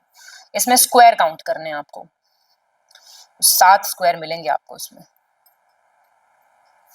इन रूलर्स को क्रोनोलॉजिकल ऑर्डर में, भी GS का क्वेश्चन कहेंगे कि इसका क्वेश्चन कहेंगे? इसको बताइए आप, रीजनिंग का करिए अरेंज। तो आंसर इसका B हो जाएगा। कुमार गुप्त का टाइम पीरियड 415 से 455 AD है। समुद्रगुप्त का 335 से 375 AD है। चंद्रगुप्त विक्रमादित्य 375 से 415 AD, और रामगुप्त 375 AD। ऐसे कर सकते हैं आप इन सवालों को। वाटर इमेज मतलब उल्टा दिखना, कितने लेटर सेम दिखेंगे? 2 सेम दिखेंगे। कौन सा एक कोई तीनों से अलग है? तो बताइए कौन सा अलग हो जाएगा? एंगल अलग हो जाएगा, कोण। देखिए क्वांटिटी और यूनिट है, एंगल की रेडियन होती है, रेजिस्टेंस की ओम होती है, पोटेंशियल की वोल्ट होती है, तो इसमें एंगल ही दिया हुआ है। ऑड बताना है आपको इस ग्रुप में से। जहांगीर महल ऑड हो जाएगा, क्यों? ये फतेहपुर सीकरी, बुलंद दरवाजा, जोधा भाई महल, जामा मस्जिद, ये सब यूपी में है और अकबर ने बनवाई थी। और जहांगीर महल आपकी एमपी में है, अकबर ने ही बनवाई थी। तो ऐसा नहीं है कि अकबर ने नहीं बनवाई थी, है अकबर ने ही बनवाई थी, पर है एमपी में, इसलिए यहाँ पे ये अलग हो जाता है। ठीक है, तो हमारे 140 क्वेश्चंस यहाँ पे कंप्लीट हो जाते हैं। आई होप आप अच्छे से प्रैक्टिस कर रहे हैं, सारी चीजें बहुत अच्छे से कराए जाने का पूरा प्रयास यहाँ पे चल रहा है। बहुत बहुत शुभकामनाएं आप सभी को। सामान्य हिंदी का 60 प्रश्नों को हम देखेंगे, लगातार अभ्यास कर रहे थे। तो अभी पर्यायवाची शब्दों से संबंधित ये 10 प्रश्न आपके सामने। अरुण शब्द का उचित पर्याय कौन सा है बताइए? अरुण, तो अरुण सिंदूरी रंग को कहा जाता है, मतलब लाल क्या नारंगी जैसा जो एक ललछाऊ कलर होता है, मतलब लाल मिश्रित नारंगी कलर, ऑरेंज कलर, तो सिंदूर का रंग जैसा होता है। अरुण उसी के लिए शाब्दिक अर्थ के तौर पर इस्तेमाल होता है। वैसे भगवान सूर्य के जो सारथी हैं उन्हें भी अरुण कहा जाता है, और प्रातःकालीन सूर्यदेव को भी अरुण कहा जाता है, अरुण रवि। तो यहाँ सिंदूर शब्द इसके लिए सबसे सटीक है, इसको चुन लीजिए। प्रश्न संख्या 2, अवलंब और प्रश्रय, ये 2 शब्द हैं, आपको इनके लिए सही पर्याय का चयन करना है। अवलंब और प्रश्रय, तो इसके लिए सही उत्तर हो जाएगा अपना, इसका बी वाला विकल्प सर्वोत्तम होगा। अवलंब और प्रश्रय के लिए सही पर्याय हो जाएगा आधार। अवलंब मतलब आधार, प्रश्रय का मतलब भी होता है आधार। बाकी आंगन को बगर कहा जाता है, बखर भी कहा जाता है, आंचल और आशय अर्थात मतलब। ठीक है, तीसरा नंबर देखिए, तीसरे नंबर के प्रश्न को, विबुधेश और शक्रचाप, ये दोनों शब्द हैं, दोनों अलग अलग शब्द हैं लेकिन आपस में संबंधित अवश्य ही है। तो दोनों शब्दों के लिए आपको क्रमशः पर्यायवाचियों का जोड़ा चुनना है। विबुधेश ये शब्द है ना, जैसे अवधेश, अवधेश किसको कहा जाता है? अवधेश भगवान राम को भी कहा जा सकता है, दशरथ जी को भी कहा जा सकता है, या जो भी अवध का राजा है उसे अवधेश कहा जा सकता है। तो वैसे ही विबुधेश शब्द है, विबुध मतलब होता है देवता, और विबुधेश मतलब देवताओं के राजा अर्थात इंद्र। ठीक, और शक्र किसको कहा जाता है? तो शक्र भी इंद्र का ही पर्यायवाची है, और चाप कहा जाता है धनुष को। तो ये जो है ये इंद्रधनुष के लिए इस्तेमाल होने वाला शब्द है, शक्रचाप। तो विबुधेश माने इंद्र और शक्रचाप माने इंद्रधनुष। अब इसमें से विकल्प को चुनिए। तो सही जवाब इसका ए ही है, इंद्र और इंद्रधनुष। ठीक है, चौथे प्रश्न में कहा गया कि उद्धत और उत्कट 2 शब्द हैं, इनके लिए पर्याय आपको ढूंढना है। दोनों शब्दों का मतलब एक ही होता है, तो शाब्दिक अर्थ समान है, तो पर्यायवाची भी एक ही चुनना है। और इसमें से क्या हो जाएगा? इसमें से हो जाएगा उग्र, प्रचंड। ठीक है, जो प्रचंड है वही उद्धत है और वही उत्कट है, मतलब उसे दबाया नहीं जा सकता। प्रश्न संख्या 5, भेषज शब्द है, भेषज, इसके लिए पर्याय आपको चुनना है। तो भेषज कहा जाता है औषधियों को, दवाइयों को। रसायन को भी कहा जाता है, रसायन भी क्या है? रसायन से ही औषधियां बनती हैं, औषधियों के अंदर रासायनिक संयोजन होता है, मतलब केमिकल कंपोजिशन होता है। तो औषधि, इसके लिए भेषज शब्द का इस्तेमाल होता है। ठीक है, आगे चलते हैं। प्रश्न संख्या 6, घांटी लिखा हुआ है। घांटी का मतलब क्या होता है? तो घांटी जो है ये कंठ को कहा जाता है। ठीक है, कंठ को कहा जाता है। यहाँ पर जो बी वाला हिस्सा है उसको चुनिए। प्रश्न संख्या 7, नीरव, नीरव, रव मतलब होता है ध्वनि और नी मतलब होता है बिना, तो ध्वनि के बिना, जहां सन्नाटा हो चारों ओर, तो ऐसी चीज को खामोश कहा जाएगा। नीरव और खामोश अलग अलग भाषा, नीरव संस्कृत का शब्द है, खामोश ये अरबी फारसी से जुड़ा हुआ है ना। तो शाब्दिक अर्थ दोनों का समान है, यानी जहां पर एकदम सन्नाटा हो, शांति हो। 8वां देखिए, सूर्योदय से पहले के समय के लिए अरुणोदय शब्द का इस्तेमाल किया जाता है। सिंदूरी लाल रंग पूर्व दिशा में बिखरा हुआ होता है, तो यह जो समय है इसके लिए एक पर्यायवाची अरुणोदय जो शब्द लिखा हुआ है एक समय के लिए, सुबह के समय के लिए, इसके लिए आपको पर्यायवाची इसमें से ढूंढना है। तो क्या हो जाएगा? उषा काल हो जाएगा। उषा काल को ही तो कहा जाता है अरुणोदय का समय। पूर्व दिशा ऐसे लालिमा युक्त हो जाती है, भगवान सूर्य नारायण अभी आए नहीं रहते, उनका रथ कहीं दूर रहता है, लेकिन लालिमा उनकी बिखर रही होती। ठीक है, इसके बाद 9वें नंबर के प्रश्न को देखिए। प्रख्यात, प्रख्यात एक शब्द है, इसका उचित पर्याय आपको बताना है। प्रभुतता, विश्रुत, आशक्ति, और पराभूत, ये सारे शब्द हैं, चार यहाँ विकल्प आपके सामने मौजूद हैं, इनमें से आपको चुनना है। प्रश्न संख्या 9 को ध्यान से देखिएगा और इसका सही जवाब हो जाएगा विश्रुत, यानी जिसे भली भांति सुना समझा गया हो, उसी को प्रख्यात कहा जाता है। बाकी प्रभुतता यानी प्रचुरता से तात्पर्य होता है, मतलब प्रचुर मात्रा में, पर्याप्त मात्रा में कोई चीज। प्रणय का मतलब आसक्ति से होता है और पराभूत मतलब जो पराजित हो गया है। इसके बाद 10वें प्रश्न में कहा गया कि खमध्य और बृहदाकाश, ये दो शब्द है ना, खमध्य और बृहदाकाश, ये किस चीज के पर्यायवाची? तो बृहदाकाश से आप अंदाजा लगा सकते हैं। बृहदाकाश में दो शब्द है, एक तो है बृहद यानी बड़ा और दूसरा शब्द है आकाश यानी बड़ा आकाश। जो आकाश हमें पृथ्वी के तल पे या पृथ्वी पर खड़े होकर दिखाई देता है वो सिर्फ एक छोटा सा टुकड़ा है जो कि हमारे वातावरण के चारों ओर से हमें दिखाई देता है और उसके अलग अलग रंग, लेकिन वास्तव में उस आकाश का जो दीर्घ स्वरूप है वो बहुत बड़ा है, तो उसको बृहदाकाश यानी अंतरिक्ष से तात्पर्य। ठीक है, अंतरिक्ष से तात्पर्य। तो इसे हमने इसमें देखा, यहाँ जो सी वाला विकल्प है वो सही। आगे चलते हैं। प्रश्न संख्या 11 में कहा गया कि तत्सम शब्द कौन सा नहीं है बताइए। अलोना, आपादहस्त, आदर्शिका और आढ़यत्व, ये चार यहाँ पर शब्द दिए, इनमें से आपको चुनना है। तो आप देखेंगे यहाँ पर तो अलोना का हो जाएगा अलवण, तत्सम जो नहीं है वो आपको चुनना है। तो अलोना जो है वो आपका इसमें आप देखेंगे अलोना जो है ये क्या है, तद्भव शब्द है, तत्सम तो नहीं है, और यही हमारा सही उत्तर हो जाएगा। इसका होता है अलवण, यानी जिसमें कि नमक न हो, लवण की अनुपस्थिति है, उसको अलोना कहा जाता है। बाकी सारे शब्द तत्सम है। आपादहस्त, आपादहस्त यानी अपाहिज, आदर्शिका यानी आरसी, आरसी उसका तद्भव है, और आढ़यत्व को ऐसे आढ़त कहा जाता है, आढ़त का व्यापारी। तो फिलहाल हमारा उत्तर ए है। चामरी एक तत्सम शब्द है, इसका तद्भव आपको बताना है। तो चौरी होता है, चौरी। प्रश्न संख्या 13, कौन सी तद्भव तत्सम जोड़ी गलत है? झट का झटिति लिखा है, झरोखा का गवाक्ष लिखा है, झूठे का जालक लिखा है और झीने का जीर्ण लिखा है। तो झूठे का जालक जो लिखा है यही गड़बड़ है। असल में झरोखा और गवाक्ष के लिए ही जालक शब्द भी इस्तेमाल होता है, मतलब रोशनदान को आमतौर पर जालक कहा जाता है, जिसमें कि ऐसे जाली नक्काशी बनी हुई होती है ताकि हवा आने जाने से हवा के टेम्परेचर पर प्रभाव पड़े। राजस्थानी जो इमारतें हैं ना, पहले के समय के महल इत्यादि हैं, उनमें आप देखेंगे बड़ी बारीक नक्काशी वाली जालियां होती थी। तो वो किस लिए होती थी? हवा का झोंका जब उनसे टकराता था तो वो उन जालियों के बीच से होकर गुजरता था, तो वहाँ कंडेंसेशन का प्रोसेस होता था, जिससे कि एसी वाली ठंडक प्राप्त होती थी। मतलब एसी जितनी ठंडक नहीं हो सकती है, लेकिन हवा जब कंडेंस होती थी तो वो ज़्यादा ठंडी देती थी। फिलहाल यहाँ झूठा और जालक का जो कॉम्बिनेशन है वो तद्भव तत्सम के लिहाज से गलत है। झूठे का क्या होता है? झूठा एक तद्भव शब्द है और इसका तत्सम होता है जुष्ट, जुष्ट। ठीक है, देख रहे हैं। और जालक का क्या होता है? तो जालक और गवाक्ष ये झरोखे के लिए इस्तेमाल होने वाले शब्द हैं, जैसा कि आपको बताया। अच्छा, प्रश्न संख्या 14, दोपहरी का तत्सम रूप क्या है? दोपहरी, दोपहर, द्विपहरी, द्विपहरी बताइए। तो दोपहरी आपका तद्भव है, तत्सम क्या हो जाएगा? दो को द्वि कहा जाता है, तो द्वि वाला ही चुनिएगा, बाकी जो दो लिखा है वो तो खुद ही तद्भव है, उसमें कोई फायदा ही नहीं है। तो या तो सी होगा या फिर डी होगा, बताइए। सही जवाब इसका सी हो जाएगा। द्विपहरी होता है या द्विप्रहरी होता है, मतलब दोपहर बीत गए। 15वां देखें, कहा गया कि कौन सा तत्सम शब्द नहीं है? वासगृह, वातुल, विनती और बुद्धते। जो तत्सम नहीं है वो आपको चुनना है। तो इसमें अगर आप देखेंगे तो जो विनती शब्द लिखा हुआ है वही एकमात्र तद्भव है, तत्सम नहीं है, तो हम इसमें से सी को चुन लेंगे। विनती का क्या होता है? विनती होता है, और वो भी विनती मतलब ब नहीं रहेगा, व रहेगा, और दूसरा त पर छोटी की मात्रा रहेगी। बाकी सारे सही हैं। वासगृह का क्या होता है? बसेरा होता है तद्भव। वैसे ही वातुल का बावला होता है और बुद्धते का बूझना होता है। 16वें को देखते हैं।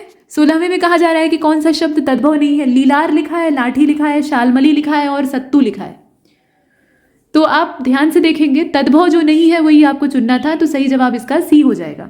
शालमली आपका तत्सम शब्द है, ठीक है, और इसको सेमल कहा जाता है। सेमल का वृक्ष आपने देखा है ना, पहले लाल लाल फूल लगते हैं बसंत के मौसम में, और उसके बाद जो बाकी गर्मी का मौसम होता है उस समय इसकी फलियों में से रुइयाँ निकलती और वो पूरे वातावरण को ढक लेती, सफ़ेद सफ़ेद रुई। तो ये सेमल का वृक्ष होता है, खूब लंबा जाता है, खूब कांटे होते हैं इसमें, इसको शालमली कहा जाता है। बाकी सारे शब्द तद्भव हैं। लीलार लिखा हुआ है, ठीक है। लीलार का क्या होता है? ललाट होता है।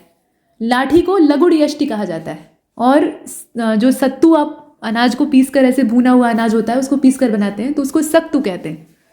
इसके बाद 17वें प्रश्न को देखिएगा। सुमिरन और सरबस ये दो शब्द हैं, तद्भव शब्द हैं। आपको इनका मतलब जोड़े के रूप में ही, ये दोनों भिन्न शब्द हैं, अलग अलग अर्थ है, तो दोनों का जोड़े के रूप में ही आपको तत्सम भी चुनना है, जोड़ा चुनना है, सुमिरन और सरबस। तो सुमिरन का हो जाएगा स्मरण और सरबस का हो जाएगा सर्वस्व। स्मरण और सर्वस्व आप ढूंढ लीजिए इसमें से कौन सा होगा। तो स्मरण और सर्वस्व, ये वाला विकल्प, ठीक है। 18वां देखते हैं, कौन सा एक शब्द तद्भव नहीं है? अष्टकेली, खटमल, धन्ना सेठ और किंचलिक। इसका अगर आप ध्यानपूर्वक देखेंगे तो जो डी वाला ऑप्शन है यही तद्भव नहीं है, ये तत्सम है। किंचलिक कहा जाता है केचुए को, ठीक है। बाकी सारे तद्भव शब्द हैं। अष्टकेली भी तद्भव शब्द है, ये तत्सम नहीं है। अष्ट क्रीड़ा तत्सम शब्द होता है। अष्टकेली ये तद्भव मतलब तद्भव रूप में आप देखें तो अष्टकेली कहा जाता है, ठीक है। हालांकि ये भी अर्ध तत्सम माना जा सकता है। अटखेली एकदम से टूटा हुआ शब्द है तो वो तद्भव में आएगा, लेकिन इसको भी मोटे तौर पे तद्भव में ही काउंट कर लेते हैं। मूल शब्द माना जाता है अष्ट क्रीड़ा। और खटमल आपका तद्भव ही है। खट्टा मल इसका या खटवा मल ये तत्सम होता है। धन्ना सेठ, अब धन्ना सेठ जो है ये भी आपका तद्भव शब्द है। धन श्रेष्ठ ही होता है इसका तत्सम रूप। फिलहाल 19वें को देखिए, तद्भव कौन सा है ये आपको बताना है। कलोल, मरकटक, प्रहेलिका और अधिष्ठात्री। कलोल जो लिखा है यही आपका तद्भव शब्द है। कल्लोल होता है इसका तत्सम, कल्लोल। इसके बाद आगे चलें, 20वां अलोना। अलोना एक तद्भव शब्द है, बताइए इसका तत्सम क्या होगा। तो अलवण होता है, अभी जस्ट पीछे आपने देखा है, जिसमें नमक ना हो। आगे चलें, प्रश्न संख्या 21। अब यहाँ से शुद्ध अशुद्ध वाक्य और वर्तनी शुरू हो जाता है। तो इसमें से अशुद्ध वाक्य का चयन आपको करना है। गोदान प्रेमचंद का एक श्रेष्ठ उपन्यास। मेरा आग्रह है कि आप मेरे घर आने का अनुग्रह करें। इस घर में 2 पुरुष और 3 स्त्रियां रहते हैं, 3 स्त्री रहते हैं, ठीक है। हम अपने देश के महापुरुषों का अनुसरण करें। ये 4 वाक्य हैं, इसमें से कुछ गलत वाक्य है, उसको ढूंढना है। तो 21 को आप देख रहे हैं, इसका सी वाला देखिएगा, इसमें कुछ जगह टाइपिंग मिस्टेक है, जिसे अनुग्रह लिखा हुआ है।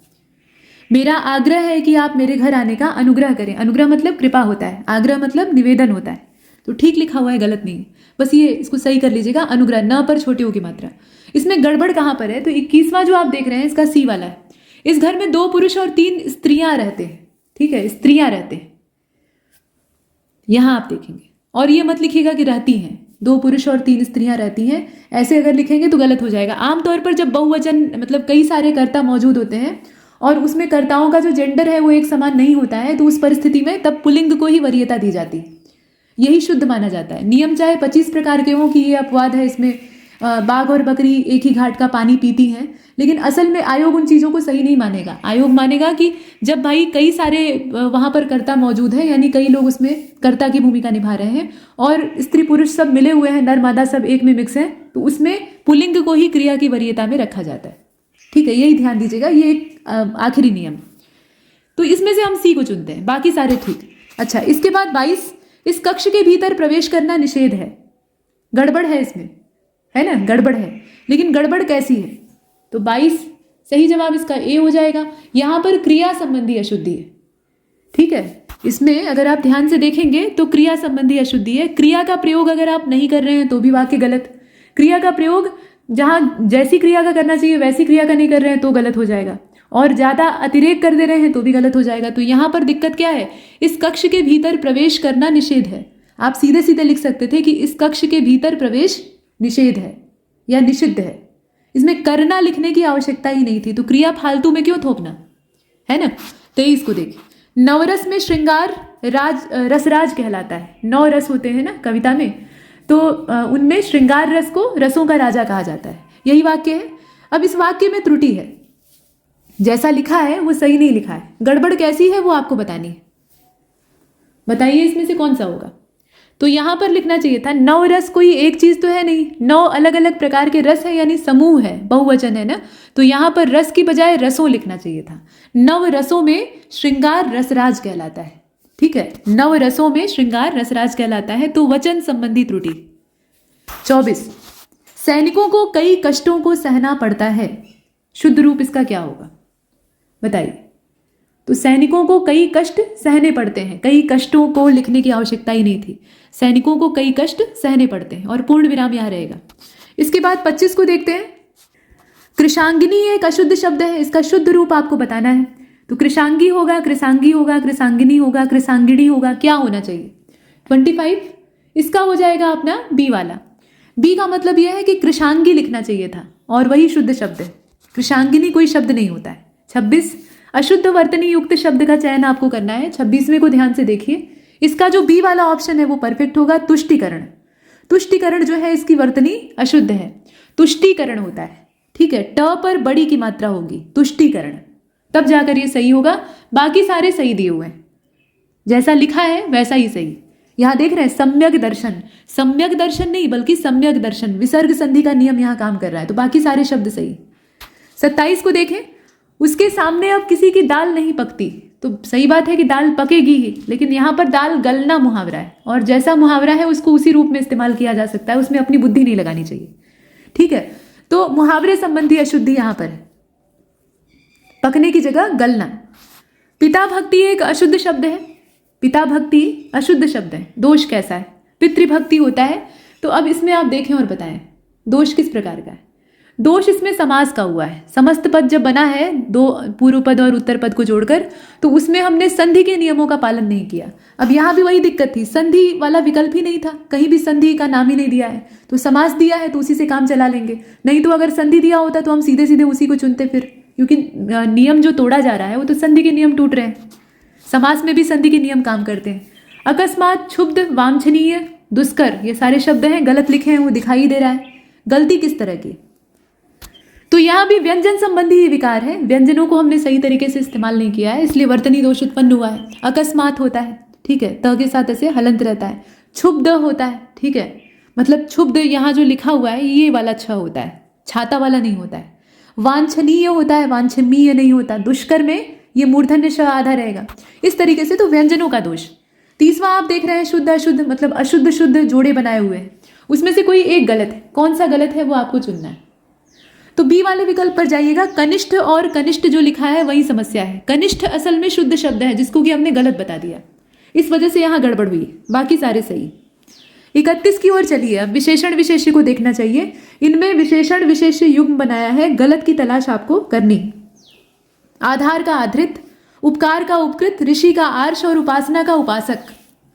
31 और 31 का जो परफेक्ट आंसर है वो डी हो जाएगा। उपासना का उपास्य होता है, उपासक नहीं होता है। अगर आप इससे विशेषण बनाना चाहते हैं तो उपास्य बनेगा, उपासक नहीं।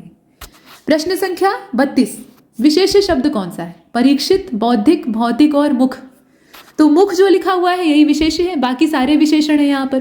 परीक्षा से बना है परीक्षित, बुद्ध से या बुद्धि से बना हुआ है बौद्धिक, और भूत से बना हुआ है भौतिक। 33 को देखते हैं।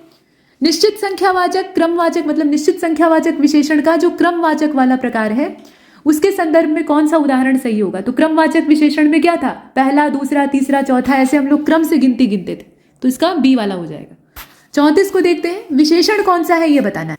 तो माधुर्य, मर्त्य, मथुरा और मान दिया है। 34 को ध्यान से देखिएगा और इसमें अपना सही जवाब हो जाएगा इसका बी वाला।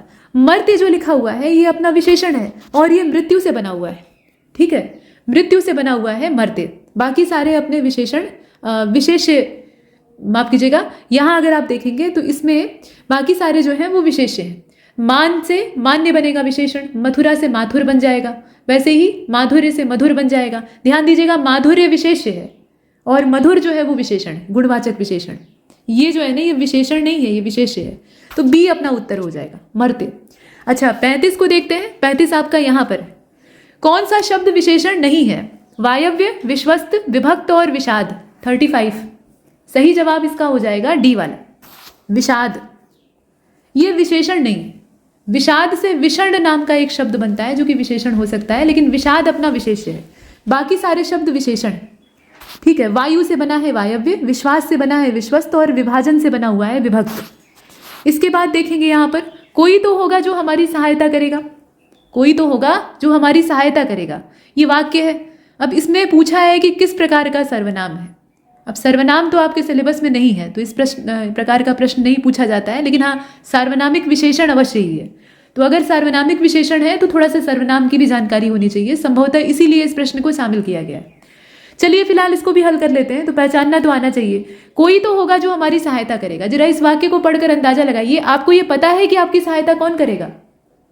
आप सिर्फ एक आशा व्यक्त कर रहे हैं, आशान्वित हैं कि कोई ना कोई ऐसा मिल जाएगा जो कि मेरी मदद करेगा। कौन होगा ये आप नहीं जानते, यानी अनिश्चय की स्थिति।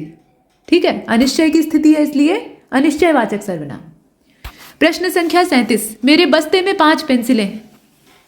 5 पेंसिलें हैं, कौन सा विशेषण है इसमें?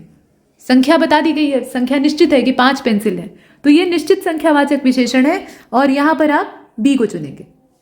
38, जो विशेषण विशेष्य और क्रिया के बीच में आते हैं वो क्या कहलाते हैं? तो उनको कहा जाता है विधेय विशेषण। ठीक है, अगर विशेष्य से पहले विशेषण आ रहा है तो फिर विशेष्य विशेषण या फिर वो उद्देश्य विशेषण हो जाएगा, लेकिन विशेष्य और क्रिया के बीच में आ रहा है, ठीक है, विशेष्य और क्रिया के बीच में आ रहा है तो फिर विधेय विशेषण। 39 को देखें। 39 में आप ध्यान से देखेंगे तो कहा गया कि विशेष्य और विशेषण युग्मों में से गलत का चुनाव करना है। स्मृति से बना है स्मार्त, जुझार से जुझारू, केवल से कैवल्य और पहुनाई से पहुना। 39 सही जवाब इसका क्या होगा? इसका हो जाएगा, ध्यान से देखिएगा, इसमें सी वाला। ठीक है, केवल से कैवल्य जो लिखा है वहीं पर समस्या है, बाकी सारे सही हैं। स्मृति से स्मार्त बनेगा, स्मृति विशेष्य, स्मार्त विशेषण, जुझार से जुझारू, पहुनाई से पहुना। ठीक है, लेकिन केवल से कैवल्य नहीं बनेगा बल्कि कैवल्य से केवल बनेगा। केवल विशेषण है, कैवल्य जो है वो विशेष्य शब्द है, उल्टा दे दिया है।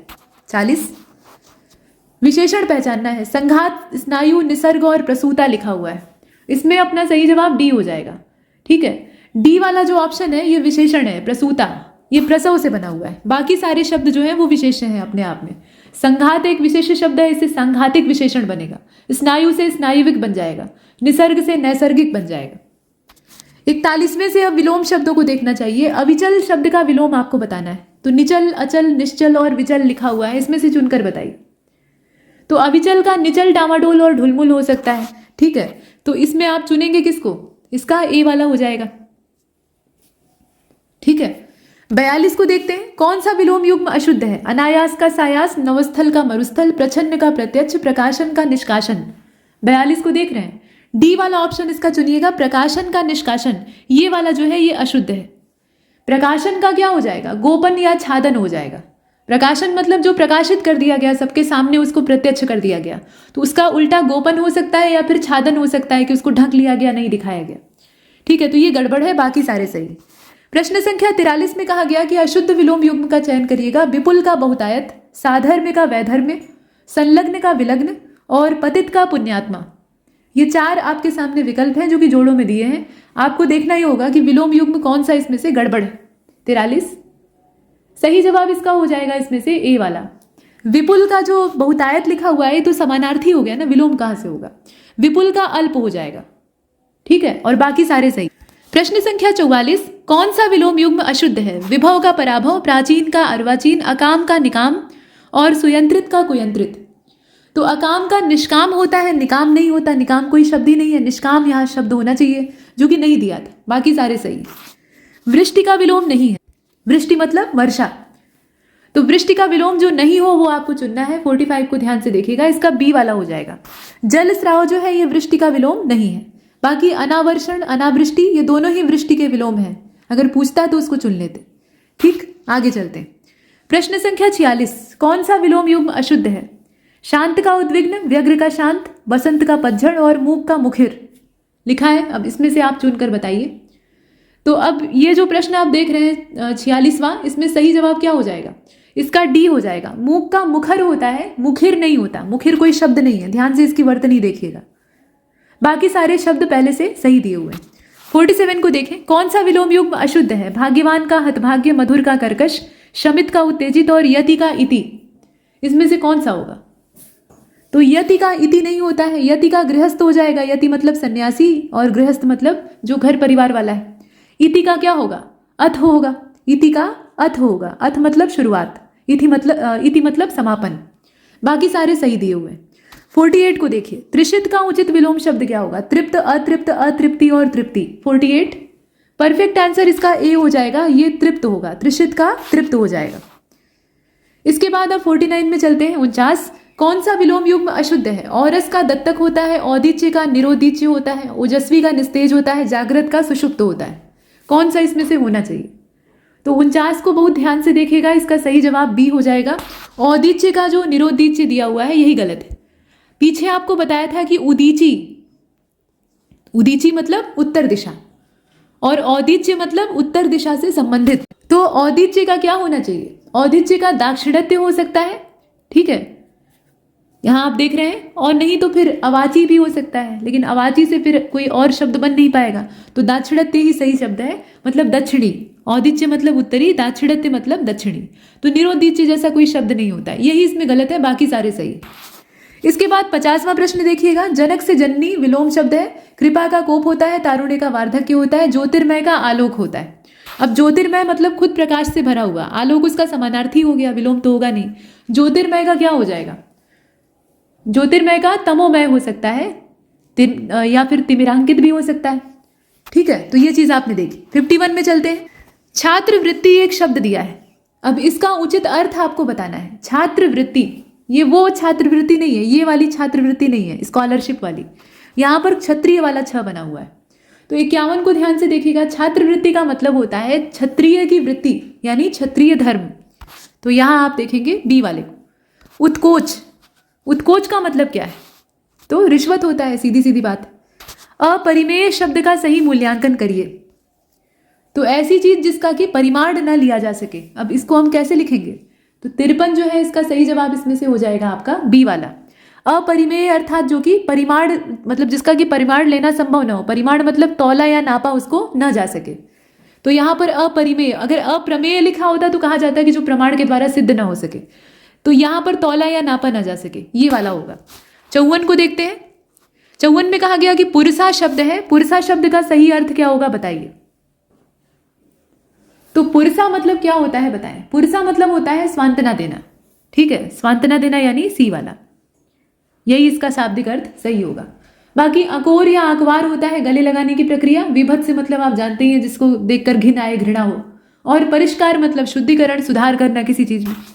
55 को देखते हैं। यहाँ देखिए आप, स्वयं के द्वारा लिखित जो जीवन चरित्र है, खुद के द्वारा आप अपनी जीवनी लिख रहे हैं, तो इसको क्या कहा जाएगा? तो ऑटोबायोग्राफी आप अंग्रेजी में कहते हैं, हिंदी में क्या कहेंगे? आत्मकथा कहेंगे, ठीक है, खुद की ही कहानी लिख रहे हैं। खंड काव्य मतलब ये होता है कि किसी बड़ी कथा या बड़े प्रसंग में से किसी छोटे से प्रसंग को, छोटी सी कहानी को निकालकर हमने अलग से उस पर एक लंबी कविता लिख डाली, तो उसको कहा जाएगा खंड काव्य। जैसे कि रश्मिरथी महाभारत से संबंधित एक खंड काव्य है, मतलब महाभारत की पूरी कहानी है, उसमें सारे कैरेक्टर आ जाएंगे, कर्ण, अर्जुन, भीम, सारे जितने पात्र हैं सब आएंगे। उसमें से हमने महारथी कर्ण के जीवन को निकालकर अलग रख दिया और उस पर दिनकर जी ने एक छोटा सा कविता का संग्रह लिख डाला, ठीक है। तो वो खंड काव्य हो गया, यानी एक खंड को लेकर लिखी गई कविता। संस्मरण मतलब कोई आप यादगार घटना को या यादगार जो चीज आपने देखी है उसके बारे में लिख रहे हैं, आपने पहले उस अनुभव को प्राप्त किया है, अब उसके बारे में दर्ज कर रहे हैं, कागज पर दर्ज कर रहे हैं। जीवनी मतलब आप ही के जीवन के विषय में कोई दूसरा लिख रहा है, लेकिन खुद के बारे में लिख रहे हैं, तो आत्मकथा। 55 के बाद 56, वह भाई जो कि दूसरी माता से पैदा हुआ हो, उसको क्या कहा जाएगा? अगर एक ही माता के गर्भ से उत्पन्न हुए तो सहोदर होंगे, लेकिन यहाँ दूसरी माता से उत्पन्न हुए हैं तो अन्योदर। 57 को देखते हैं। यहाँ कहा गया कि अच्छा, औरस का मतलब बताइए। ये जारज और औरस में लोग कंफ्यूज रहते हैं, बताइए इसका मतलब क्या होता है। 57 को देखिए, कौन सा गलत विकल्प है, चयन करना है। मास के कृष्ण पक्ष की 15वीं तिथि अमावस्या होती है, लिखा हुआ है इसमें ऐसा। मास के शुक्ल पक्ष की 15वीं तिथि पूर्णिमा होती है। चंद्रमा की गति के हिसाब से गिना जाने वाला महीना चंद्रमास होता है, और जिस पक्ष में शाम से ही चंद्रमा दिखने लगते हैं वो कृष्ण पक्ष कहलाता है। गड़बड़ कहाँ पर है? कृष्ण पक्ष यानी काला पक्ष, तो काले पक्ष में उजाला कहाँ से होगा? शाम तो छोड़िए, रात चढ़ने पर भी चंद्रमा के दर्शन सरलता से नहीं हो पाते हैं। जैसे जैसे अमावस्या नजदीक आती है अंधेरा बढ़ता जाता है, ठीक है। तो ये कृष्ण पक्ष नहीं बल्कि शुक्ल पक्ष होता है, जब एकदम संध्या काल से ही चंद्रमा के दर्शन होने लगते हैं। तो यही वाला गलत दिया है, बाकी सब सही। 58 में कहा गया कि पर्वत के पाद प्रदेश, यानी जो उसका पीडमोंट एरिया है, उसका फुट हिल रीजन है, उससे लगी हुई जो जमीन होती है उसको क्या कहा जाता है? पर्वत का जो गिरिपद क्षेत्र है वहां पर जो जमीन पाई जाती है उसको क्या कहते हैं? ऊसर कहते हैं, तराई कहते हैं, द्रोणी कहते हैं, घाटी कहते हैं। तो वो नमी युक्त क्षेत्र होता है। पर्वत की ढाल से टकराकर जो वर्षा होती है वो वहां पर इकट्ठा होती है, मतलब जल संग्रह वहां होता है, जमीन एकदम तर होती है, तो उसको क्या कहा जाता है? उसको कहा जाता है तराई, ठीक है। ऐसी जमीन को कहा जाता है तराई। ये आप देख रहे हैं। इसके बाद 59 को देखिएगा, यहां पर कहा गया आहूत। आहूत एक शब्द है, इसका मतलब क्या होता है? हवन में सामग्री डालना तो वो तो आहुति देना कहा जाता है, उसमें भी क्या है, वो बुलाया जाता है। हवन सामग्री आग में ऐसे झोंक कर आवाहन किया जाता है, बुलाया जाता है कि अग्निदेव जो है वो प्रकट हो या फिर मतलब वो मेरे कार्य में सहयोग दें। अग्निदेव का कार्य क्या होता है, वो इंटरमीडिएट की भूमिका निभाते हैं देवताओं और मनुष्यों के बीच में। यानी जो मनुष्य आहार चढ़ाते हैं या जो भी चीजें अर्पित करते हैं वो अपने माध्यम से यानी अग्नि के माध्यम से देवताओं तक पहुंचता है, ऐसा माना जाता है। तो यहाँ आहूत का मतलब होता है बुलाना, यानी जिसे बुलाया गया है। ठीक है, तो बुलाया गया। और अंत में है चंद्रहास। चंद्रहास का मतलब क्या है? तो चंद्रमा की किरणों के समान चमकने वाला। ठीक है, और चंद्रमा की किरणों के समान चमकने वाला एक खड्ग था, एक तलवार थी, जो कि रावण को भगवान शिव की ओर से प्रदान की गई थी आशीर्वाद स्वरूप। तो ये तलवार का नाम है, चंद्रहास खड्ग था। यहां पर हमारे ये 60 प्रश्न पूर्ण होते हैं। बहुत सारी शुभकामनाओं सहित नमस्कार।